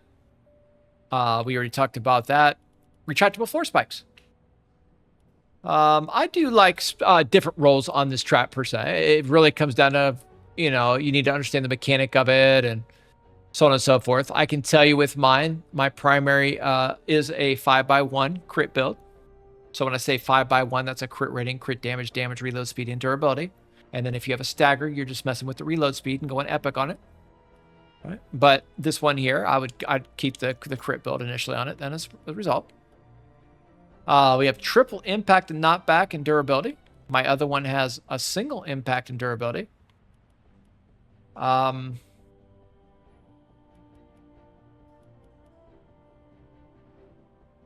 would be okay with this one early on. You just need the one impact early on. You'd be fine just to kick them back. You don't need to go so deep early. You can keep both if you have space. Remember, we're in overcap right now. We're in overflow. We've got to make tough decisions. Okay, here we go.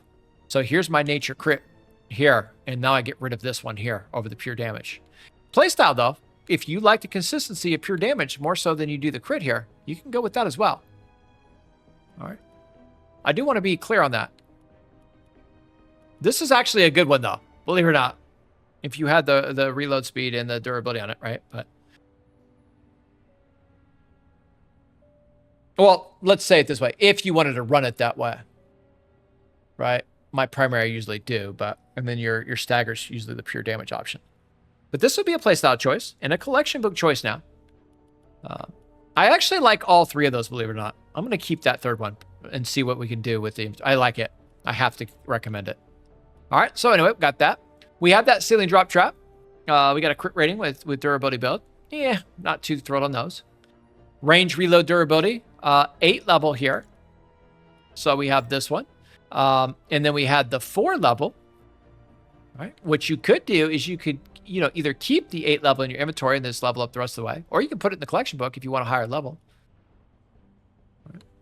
I'd probably tell you to save resources. It's the same trap, and I'd look at the perks on it. Looks pretty same. I'd probably, in this situation, I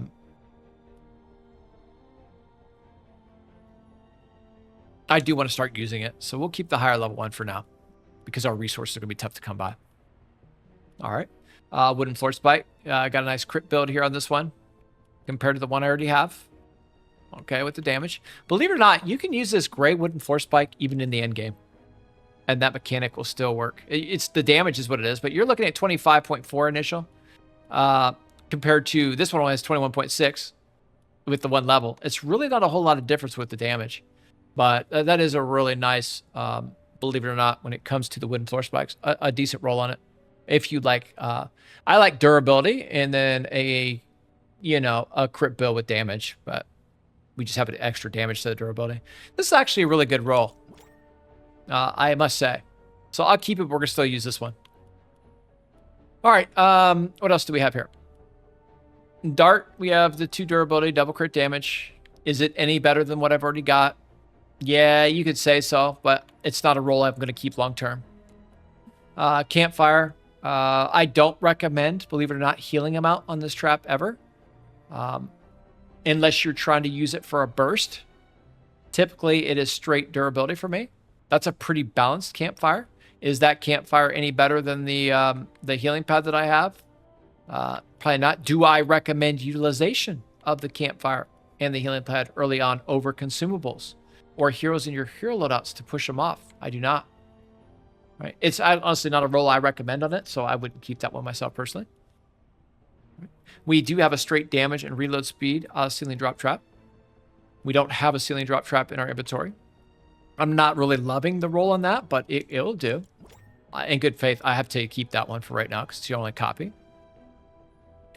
Healing pad wise, double healing amount. I do like healing amount on this pad though. All right, so I would probably keep your healing pad here.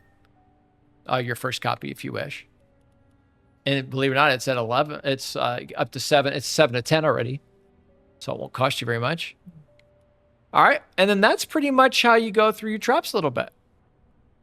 Now what we're going to do is after we've gone through all of those steps right there, and we've really, gone in there and done a deep dive, now we come over to the collection book. And this is where the fun starts. After you've done all of those steps, then you come in here and you work one of the most game-changing things that you can possibly do as a new player in Fortnite Save the World, and it is the collection book. So what we're going to do here now, all of these items that I did not favorite, we are going to start booking without even hesitation or thinking about it, because we know we've saved the right things out. But please be mindful and do it in this fashion, and don't bulk recycle or retire outside. Try to make decisions based on the recommendations I gave to you. I'm not going to lead you wrong with that. Now, we can have different opinions for sure, but what I do say in the series is not going to hurt you, that's for sure.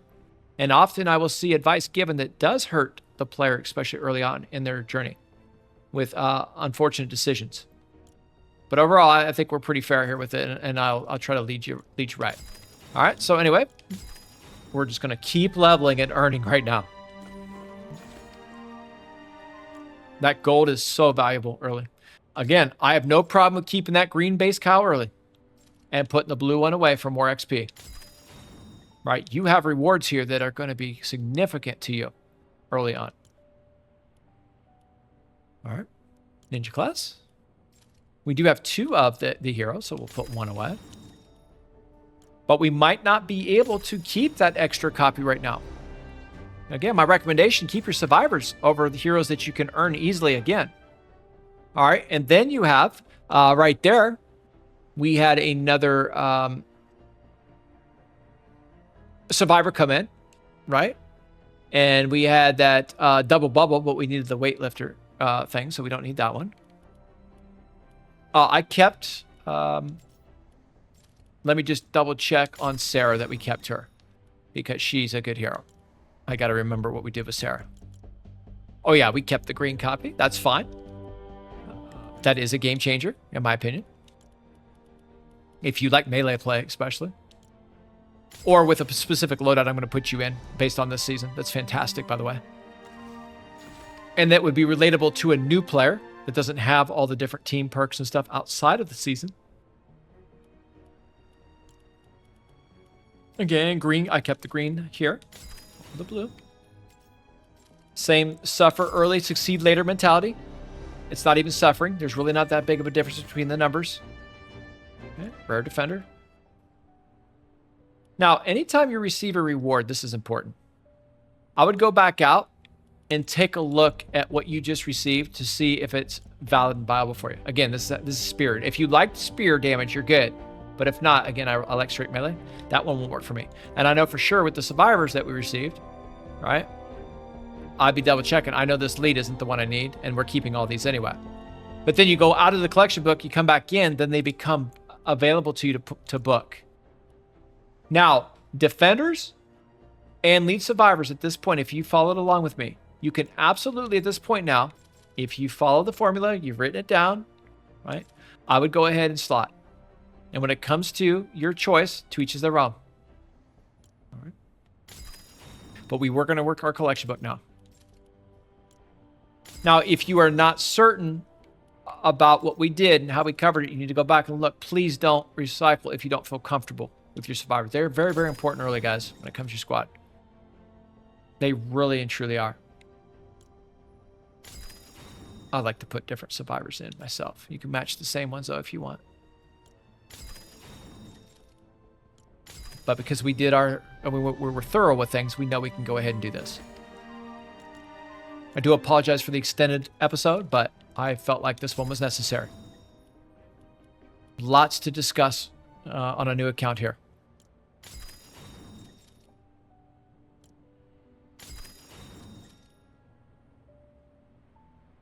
I'm going to alternate. And again, I'm putting it away. You got to have one in the book eventually anyway. This right here is more valuable to me. Whatever you're getting, I don't care what it is. That's another item in the collection book, man.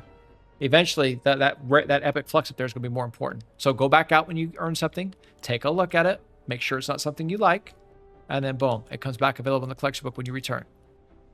All right, defenders-wise now, I know all the defenders. We kept out what we wanted. Now, you would want to take a look at your potential perks on it in case you ever wanted to come back and get it again. Nothing wrong with looking at it that way. Always keep the perks that you think would meet your playstyle if you have that option to do so. Maybe if it's your first copy, you don't. Epic Flux, that's game-changing for a new player. For what we can go get with that.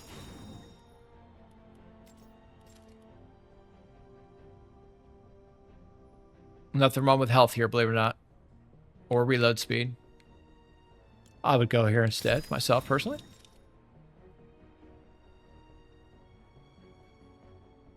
I like fire rate on that one. I like defenders that shoot fast and often.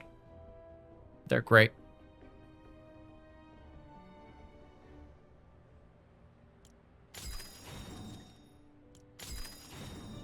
Keep leveling, guys. Just keep going here on this collection book. Sailing Electric Field. We actually do not have a copy of that yet. Let's see what it is. Not the best rolls, but it is a copy of it. So we're going to go ahead and favorite that. I do not believe we had a single one of those yet. So that's our first Sailing Electric Field. With traps, I do recommend that you keep at least one out. You just have to make those decisions. Because we're going to use them all in the series. I'm going to try to help you understand them and make good decisions with them. Especially when we're building and trapping in the Storm Shield's Endurance. Now, I do have an Endurance video up. I do have all of Stonewood Endurance up. 10 episodes. There's a playlist for that on my page. And I go step by step, build by build, trap by trap. Also include a material grinder for you in that series. So in this particular series, probably won't cover the Stonewood Endurance again because I've already covered it separately. All right. Maybe, though. I might decide to cover it. We'll see. No promises, though, right now. We'll see. If you want to see that with a new account, please let us know in the comments. We'll see if we can make that happen.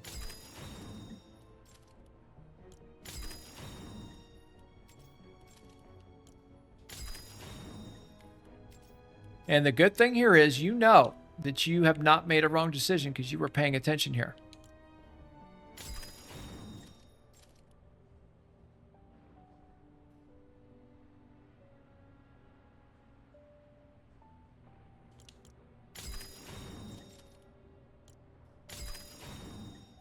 Oh, I want to cover something here for a minute. Now, when it comes to collection book.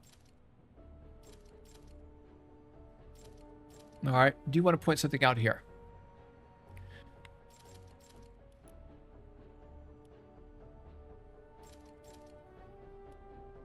It also looks, too, once you put the item in the book, they no longer show you the perks. So please pay attention to that. When you're putting things in your book, make sure you know what those perks are that you're putting away. So now it's even more important that you're putting something there, potentially, unless they've got a change coming with that. All right. I just did notice that, though. But anyway, here's something I want to discuss about the collection book. If you have an item in the book already, and you hit this here, and you select a new item to put over it, it's going to take that new item that you have, replace the existing one, and recycle the existing one. So especially if you have flexible, voucherable, or event items that are in your collection book already, please make sure you utilize your flux to remove it so you don't lose it if you want that to keep that copy. Because when you do this, that other item's recycled. It's gone forever. Okay. Do you want to point that out when it comes to collection book? A little tip for you on it. All right.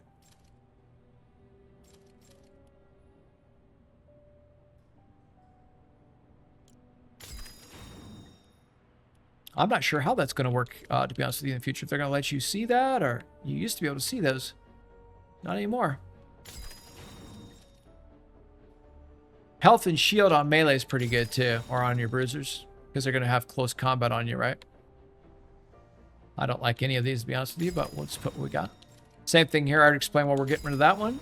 It just does not have the rolls we need. It's too all over the place. I'd rather have this here right now. All right, Brawler Luna. And some uncommon perk up early, which is fantastic. All right, so that would cover all of your defenders potentially. And then same thing here with the bruiser. All right, if we have a higher white rate one, we can go with it. And you recycle the old and put the new in. All right, now when it comes to survivors, we save them all. Please, that's the one area I don't want you to go with. Now, other than that, though, let's go ahead and start putting these. I'm curious to see how quick or how high we can get the collection book this early. I will tell you there are many players out there that do not work this collection book, that have received advice saying that the collection book does not hold value in meeting. that the rewards do not make a difference. Please understand, especially now more so than ever, but that is not necessarily true, and it actually is quite beneficial to work this early. We're getting so many resources right now that will truly make a difference.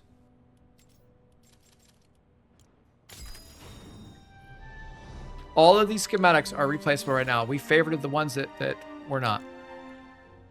Remember, if you get something but go out, come back in so it's available again, like the Brother Luna now.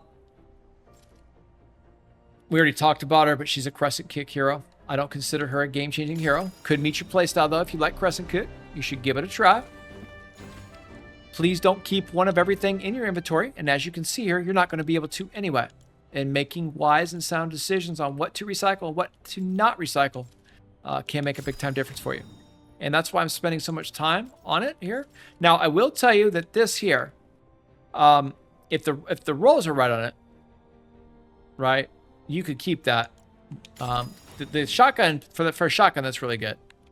There's one in particular, though, I recommend that we're going to talk about in the future.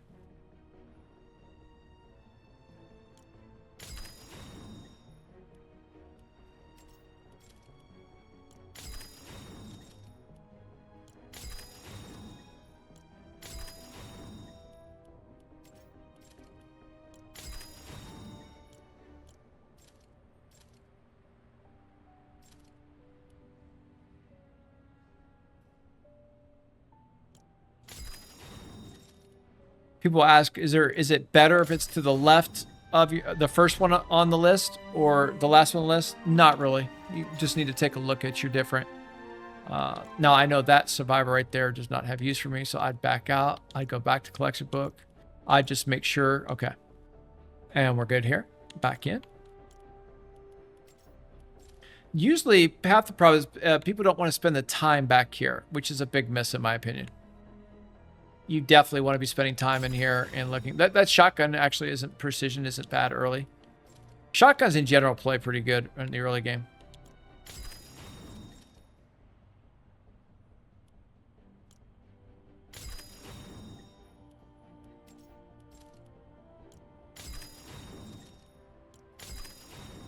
When you only have one, it's easy to make the decision.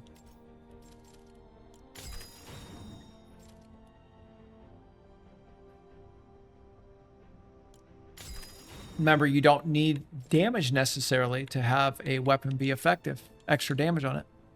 Most would tell you got to have the highest damage, the highest DP. Not necessarily.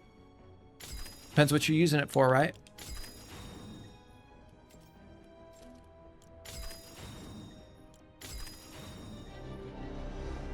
Continue to level up this book. This gold, all this stuff that we're receiving is absolutely game-changing early. That epic flux.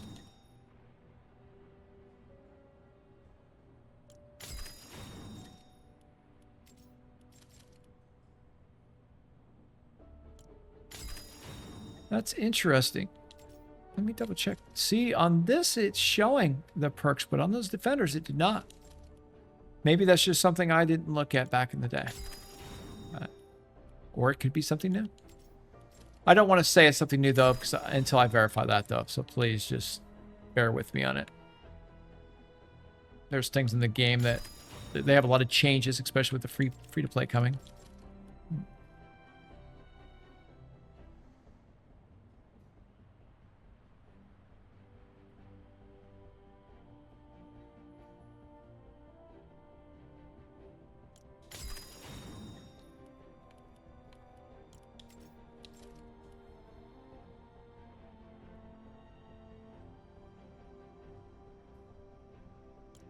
One of my least favorite weapons in the game is the Zapatron, by the way.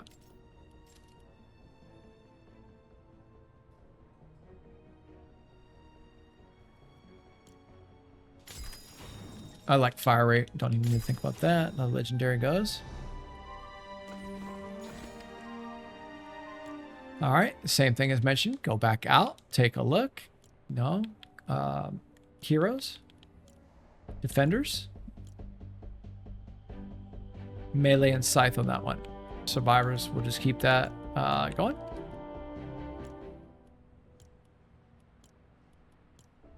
Man, there's so much to cover in this episode. I'm already like thinking what else we got to talk about yet. This will probably be one of the longest episodes I have in the series. I'm just going to tell you in advance.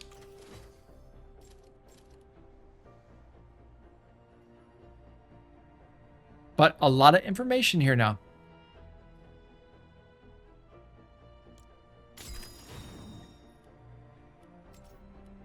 Actually, Super Shredder's a nice weapon if you don't have a sniper. Right? It's a little all over the place with the rolls a bit, but it's actually a nice little weapon if you like sniper play. I do want to mention that one. That should definitely get an honorable mention. That's old school.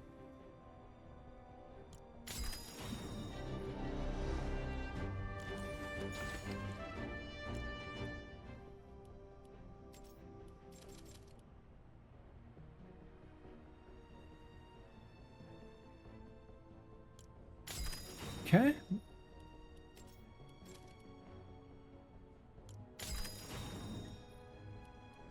All right, then your explosive weapons. The Thumper could be pretty decent too. If you don't have the bazooka. It's a different style. I like the bazooka better myself personally. It's my recommendation. We already have that copy saved, so we'll put the other one in, but absolutely it could have value. So be prepared to spend a couple hours on your first one here. You spend a lot of time behind the scenes if you're smart about it. Don't keep hitting that play now tab. Pump the brakes a little bit, right? Come on out. All right, schematics again. Just add it in collection book.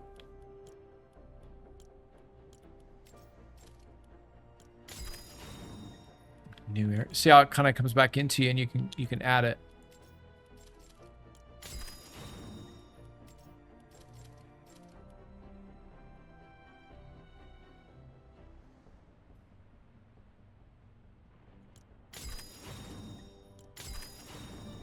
Level after level. Reperk. Fantastic.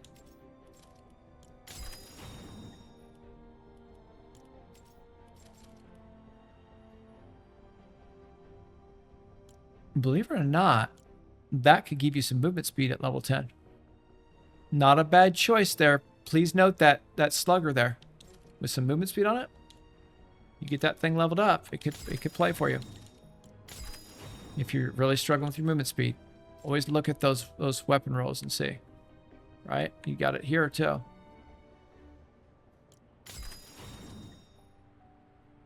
This has attack speed and movement speed and damage. Believe it or not, they're not bad little rolls on those weapons. But you see a lot of the drivers. You can make it usable in the game though. Most don't care for it much because we see it so often, but it's not bad. Hockey stick.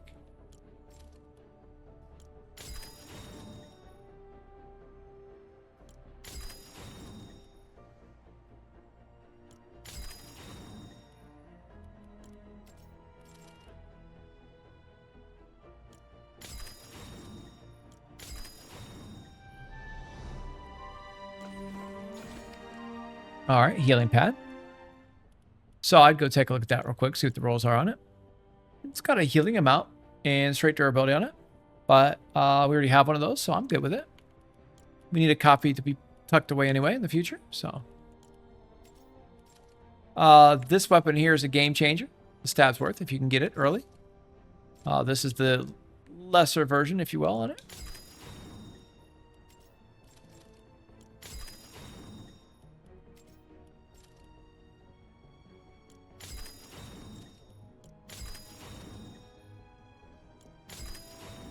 I'll just stop if I see something because I know we've been extended here. I do apologize about that, friends. I don't know if I might just keep this all in one, or we might make 2 videos out of it. See. So if you see it after the fact, apologies in advance. I don't know though. It kind of all flows together on the weapon. We'll see. All right, traps wise, we know now that we've kept the traps that we need, so we don't have to worry about it. And reminder, you do not need the highest level or most damage on the trap per se. Sometimes the game could trick you that way. Some of the weapons you don't need to worry about that, or traps.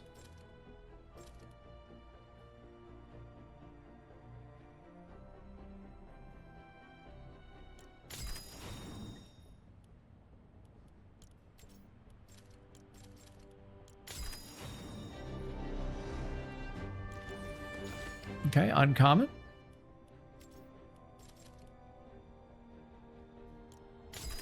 I like straight pure on that. We've got this here. And then your campfire that we saw.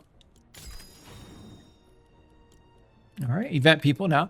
This was a hero from the last season. Again, if I don't recommend a flux or a voucher on it, or I don't consider it game-changing or essential, I don't keep it. It does you better here. Doesn't do you justice being in your inventory collecting dust. That's actually a really nice hero, as we mentioned before, right, with shotgun play. But she is someone that you'll see quite often. So as such, I don't keep her early. Too much focus on weapon play with her, and that's not what the series is about for me. And what I'm trying to promote with it. So, some real nice pirate weapon options. They say that they have duplicate protection in the game. So when you're opening llamas, you don't get the same weapon if you already have one. However, that does not always work. I do want to point that out. And because we are new to this current season, and we'll play through it, we'll have an opportunity to earn these back again in the future. I don't keep any snipers out right now. Because I have one in particular we're going to go get. That's a nice one right there. Especially if you're wanting to run endurance early. Okay, back we go.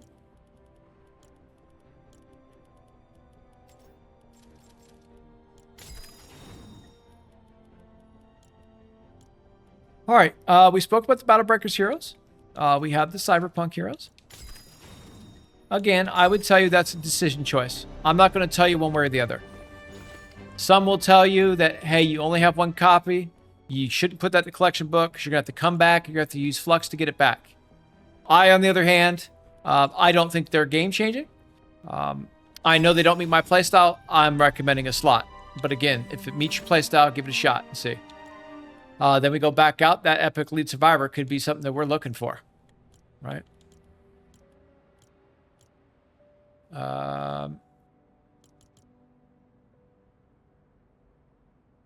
Man, probably just got it in here. Okay, but it doesn't matter because none of those are what we need. So it didn't show up for some reason outside. We have another defender here, it looks like. Okay, so that defender can go away. That wasn't the right roll. I think we got some more flux coming in, friends. We do. So that right there, that's one item already that we can go grab from the collection if we have the manuals to do so. And we'll talk about manuals next too, because I get a question about that all the time. Or we'll see what they are referring to them as now.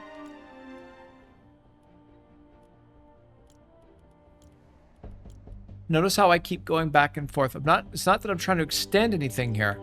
It's just I want to make sure that we're making sound decisions in the end. Damage. Health shield, regen, and mag size. Reload, health, and shield.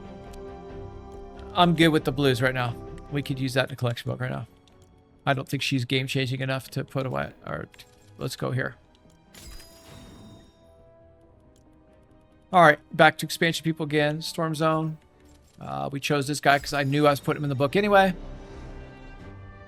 A couple more gifts. More reperk. 48 is going to grant us uncommon perk up. These are actually quite important items early. We'll show you when the time comes to be able to utilize it, though. And then you have your expansion set. Can be achieved or obtained through the base game llamas or the event llamas, believe it or not, as extras. Scavenger set.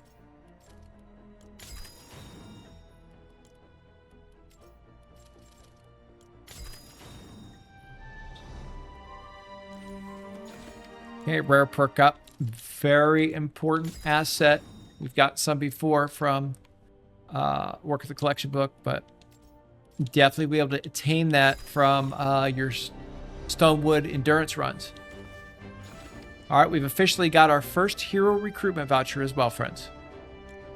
Already in the game by working how we've been working. All right, so overall, and when we look at things in our inventory, we should be good to go.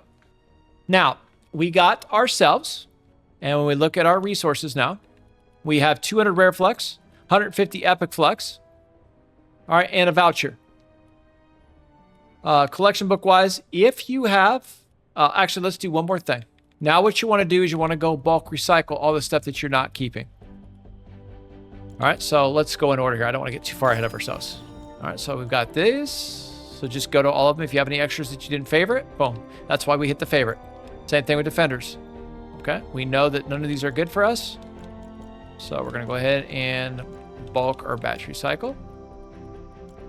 Again, permanent items cannot be recycled, but they don't count against you. Schematics, same kind of way now. All right, I go individually here, but we have that founder's. That's why we have that favorite on there. You can actually recycle things if you don't, but that's that founder's pistol. Might as well use that founder's pistol with our defenders early, right? No, it's not the Revolt. Reminds me of the Judge more so. Actually, in the collection book, let's just take a look for a second.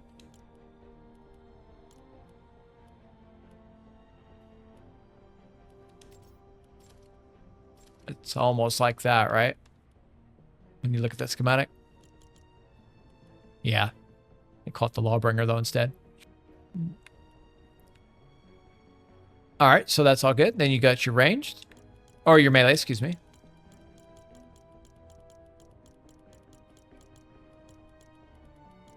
Okay, those are all gone.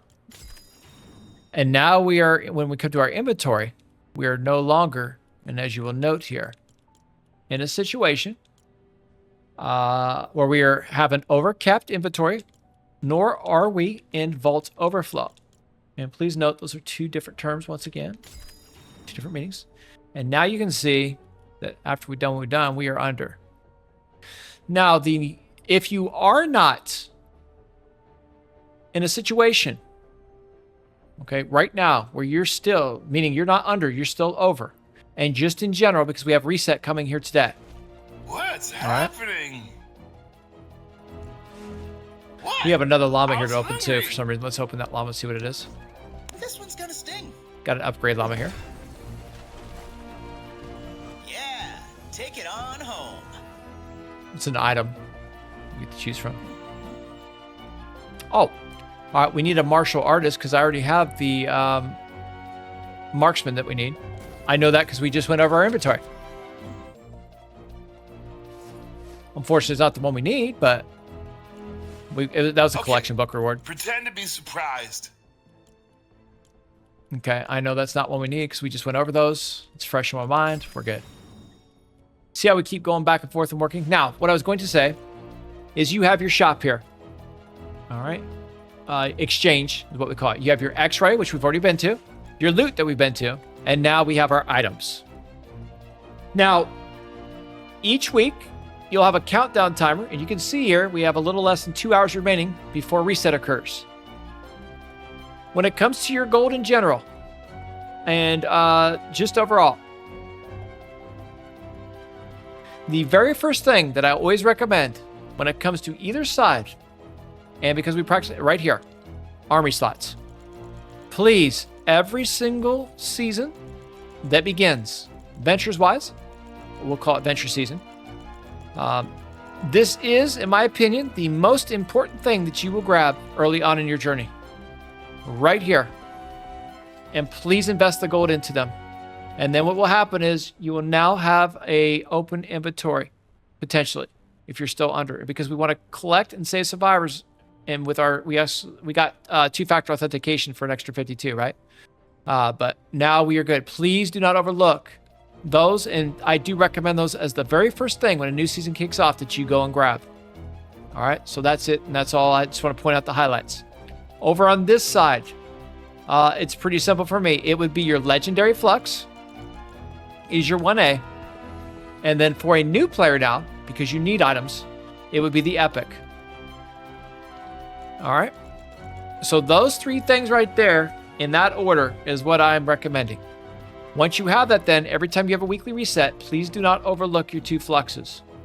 Then from that point, it's typically going to be an event schematic. We will grab that.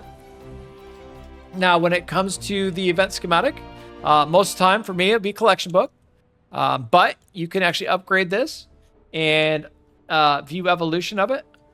And when you go up to the next evolution, you can actually see potentially what the 6th perk is on it. But it's saying that we have to get through Plankerton Storm Shield Defense before we'll know. But you can actually use Flux to get that up to another level if you wish to. All right. But with this specific weapon, I don't recommend Flux or a voucher on it. That'd be a book item for me. All right. Again, I'm only going to cover the things that I'd recommend. I'm not saying it's not good. You shouldn't keep it. I'm just saying I like it here better right now. It helps us more here. We need a copy there eventually anyway. All right. And that's our first 50 legendary flux. And then what's going to happen is when we come into, in a couple hours, if you have gold, you don't go spending it on things, number one, that you can earn, in my opinion now, especially when you are new. Anything that you can earn in the game, just playing the game, I don't ever recommend spending gold on it. I don't recommend buying rare flux either. You're going to get a lot of that from the collection book. You don't need to. Now, if you have extra gold, to each is their own. But make sure before reset, you don't walk away from the things that we just said. And then what I'm going to do is I'm going to save my gold so that when reset occurs, I can go get the legendary flux and the epic. And then on our next episode, I'm going to give you my top recommendation for your 100 legendary flux that you receive. All right. So that would cover all of that to this point. Now, the next thing that I would do, and again, if you do not have Crossbones Barrett, and you are not in the current season that we are in, where you have the Yar quest line, right? Or, again, the Pirate Llamas, if you're past it, if you missed it, it would be going to the collection book now, under Event People, and under the Pirate Hero set, not the Legendary now, but the Epic, which is just fine. I would tell you to go and recruit this hero first and foremost, because farming and Outlander play is so important in the game right now. And it actually does quite a bit for you. And he ties very nicely into one of the team perks in the game, but also will provide you extra damage and health when it comes to the coconuts. All right, so please don't overlook him. Now, early on, you're going to probably struggle for manuals unless you've taken your time and done the things that I've shown you. All right, there are other heroes in the game that you can go get for that legendary. All right, I'm going to point 2 of them out for you. If you are a fan of the Outlander play, I would, and with that Trailblazer loadout now, Gumshoe will actually increase both of your Teddy and Shock Tower damage, which is phenomenal, by 30% apiece. So if you like that Trailblazer that I'm recommending, okay, that's where you go. If you do not, and again, you can get those in Llamas, yes, but I don't want you chasing Llamas early. Remember, we want to use all of our tickets on upgrade Llamas. You do not want to chase event Llamas unless there's something game-changing there. Now, if you have an Art Deco Llama in front of you and you see a copy of her there, could I fault you for spending the $300 to go get her? No, but there's no need to. You can use your flux on it instead. Don't use your tickets on things that you can, right? I wouldn't do that. All right, she's really good though, and I would recommend that. Or the other hero that I do recommend, which will be in the future, there's actually 2 of them. You got Breakbeat Wildcat. All right, it's going to give you extra damage and melee attack speed, which is quite important. Or the main stage Quinn, where you can go in with sub wafers. You get wafers after you farm, and she's really nice too. All right. But even though my playstyle would tell me to go get the other hero that I just pointed out to you in the Art Deco set in Gumshoe because she plays so good with the Trailblazer. I'm instead going to tell you, based on good faith, I would go get, and it depends what season you are in, and even though she's coming in the future to you, but it's not till next season or down the road, I would go get this hero right here. All right, so this is my next recommendation. It's kind of like the Three Stooges, if you will. I like these three in a row. So again, it's Crossbones, Breakbeat, and then of course the Art Deco set there. All right, and then we grab her, and then of course when you go grab her, anything with Flux, we're not putting that in the collection book. All right, so that is all good. And then after that point, when it comes to our next hero, which would be at that point, I would go get that Art Deco hero in Gumshoe to play off your Trailblazer. Trailblazer Quinn is a game-changing Outlander, and I do not know for the life of me why people do not recommend her or talk about her more.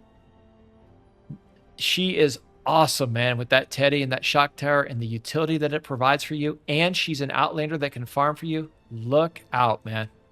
Please, if you get her, that should be one of your main heroes early on in your journey. It really is. She is nasty, man. All right. I'm not just saying that. I've been playing since the beginning, right? As an OG player of this game. That is a nasty Outlander. All right. And that's free damage where you don't have to use weapons off of her. And she provides the utility of blocking enemies with her gadgets. And it's just phenomenal. All right. So then we've covered all of this to this point now. And I would do all of what I just showed you before you hit that play now. And last but surely not least, the final thing that I would do, I would go to my hero loadouts, both of them now, and clear them for a moment.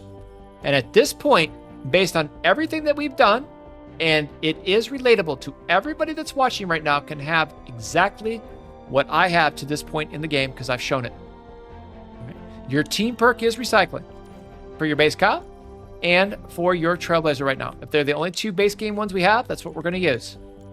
When it comes to gadgets for him, I do like typically the slow field in the banner, but I'm going to go supply drop in banner right now with supply drop, and because you're building and trapping in defense objectives with your base Kyle. Remember, you utilize base Kyle in any defense objective that's at or above your power level. That's my recommendation. And then for the Trailblazer, your main farming hero, I recommend her. Again, I did mention that you can also choose Pathfinder Jess. Both are great when it comes to the Outlander class. Long Arm of the Law, 2 Outlanders gives you an extra tile when it comes to your anti-material charge. All right, gadgets here though. Again, typically I am looking at slow field and either turrets or supply drop, whatever it is that you want to use with her. It really comes down to your playstyle. But because I don't have the slow field, once again, I'd probably go supply drop up here. If you're doing a rescue of the survivors, I'd switch out and put Adrenaline Rush in because that can heal your survivors early and save your survivors. All right, so we have all of that. And then when we go back to the base Kyle now, in order to get recycling to work, we need 2 constructors.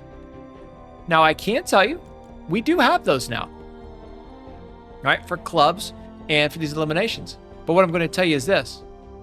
I don't need them because it's not going to play out the playstyle or what we need right now. These are for the future. Okay?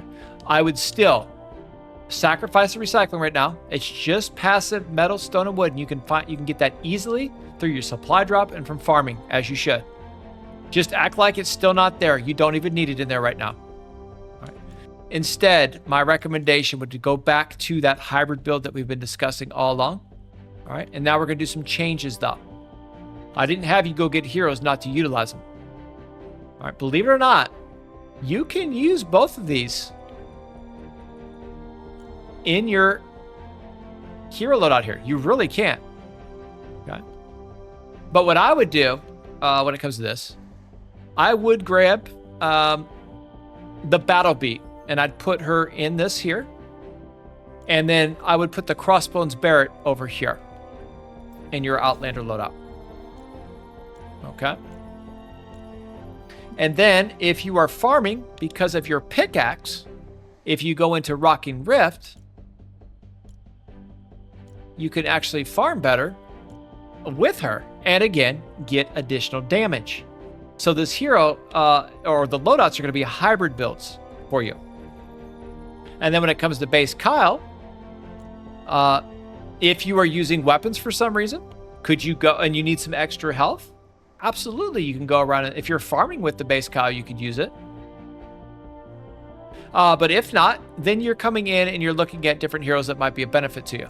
Now, for instance, with Trailblazer, if you're farming and you want to work your long arm of the law, you're going to need another Outlander Pry, right?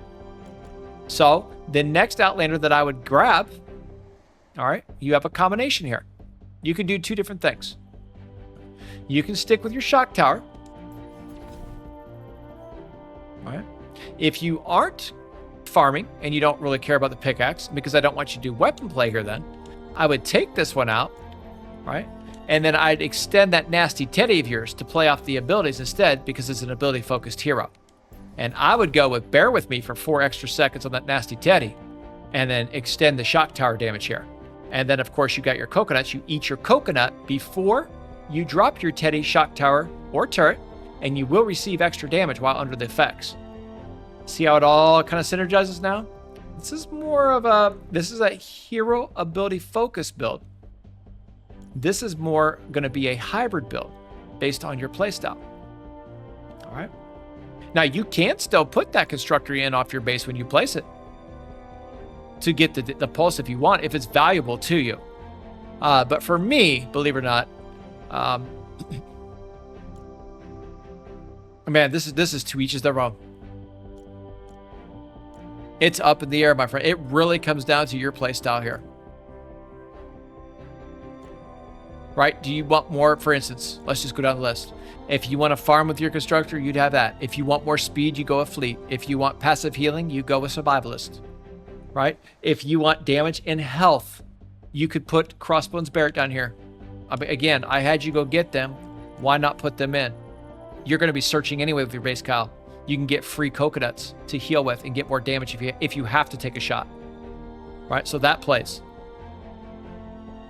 So again, this is a hybrid style build because you're not going off the team perk here or off the base necessarily. And I like these. And you're going to notice I run hybrid builds all the time. In fact, with all of the Horde solos I just did, hybrid builds, man. Please don't overlook them and how valuable they can be. Play off of the free abilities. If you have something for Bull Rush, for Plasma Pulse, for your Rosie, you can slide that in here. If you want to place that hero on your base, you could do that if it's more important to you than pickaxe and speed. One thing I will tell you, when you put your base down and you do utilize this hero, the enemies tend to target field the base. They'll stop in your trap tunnels and they'll hit up on your ceilings. But again, with what we have, I have no problem with this if you want to run your base. All right, but anyway, those are your new hero loadouts and what we're going to go with. And then what you want to do is with your loadouts, right? And because I had you go get in the same order, I would start leveling these up to 10 across the board, man. All right, so that goes up. You start with all the heroes in your hero loadout first, is my recommendation. All right, if they're in your hero loadout, they go up. And that's it. There's no reason to waste resource on anything else if you're not using it right now. All right, the heavy base, we're using it, we'll level him. Okay. Keep the other ones for the future here. We will talk about them, but we don't need to use them now, so we don't need to level them now. All right, we don't need to level up any survivors because we're not running any, so don't waste the resource right now. No need to in your squads. Keep them blank. I want to prove to you and show you all through Stonewood, you don't need a single survivor to be successful in Save the World, nor should you really focus on them, in my opinion, early. You don't need to. We'll get there. And then schematics-wise, any of the schematics that you kept out, I would go here. All right. Now, I will tell you that Chain Lightning is not going to be useful for you early. So, it doesn't do you any good to level this weapon up, period. We're not in a water storm. You can't get your Chain Lightning anyway. So you're at 25 on it. I would go here, though, because you can quest hunt with this guy. And we have fire rate and impact on it. That's okay. All right, so I definitely level that. We've got this trap, our weapon. We have our founder's weapons. I feel like we got to do justice and at least show that because it's a special weapon. I would wait here, though. I'd be putting my resource into things I can actually use and that would benefit me right now. And then I'd come in here and start working my traps a little bit if you're going to utilize any extra traps. But right now, again, for me, And I haven't done anything with it. Now, this is going to drive my OCD because it's here. I'm going to go ahead and finish leveling it to 10 because it'll drive me nuts. But again, I'm only using this, the gas trap, the darts, and the wooden floor spikes all through Stonewood for you. We'll save and wait for the future here. Keep your defender post ready. All right. But this overall was a full breakdown of your Homebase Storm Shield Defense number 5. And then everything and anything that I would do or recommend once you complete it.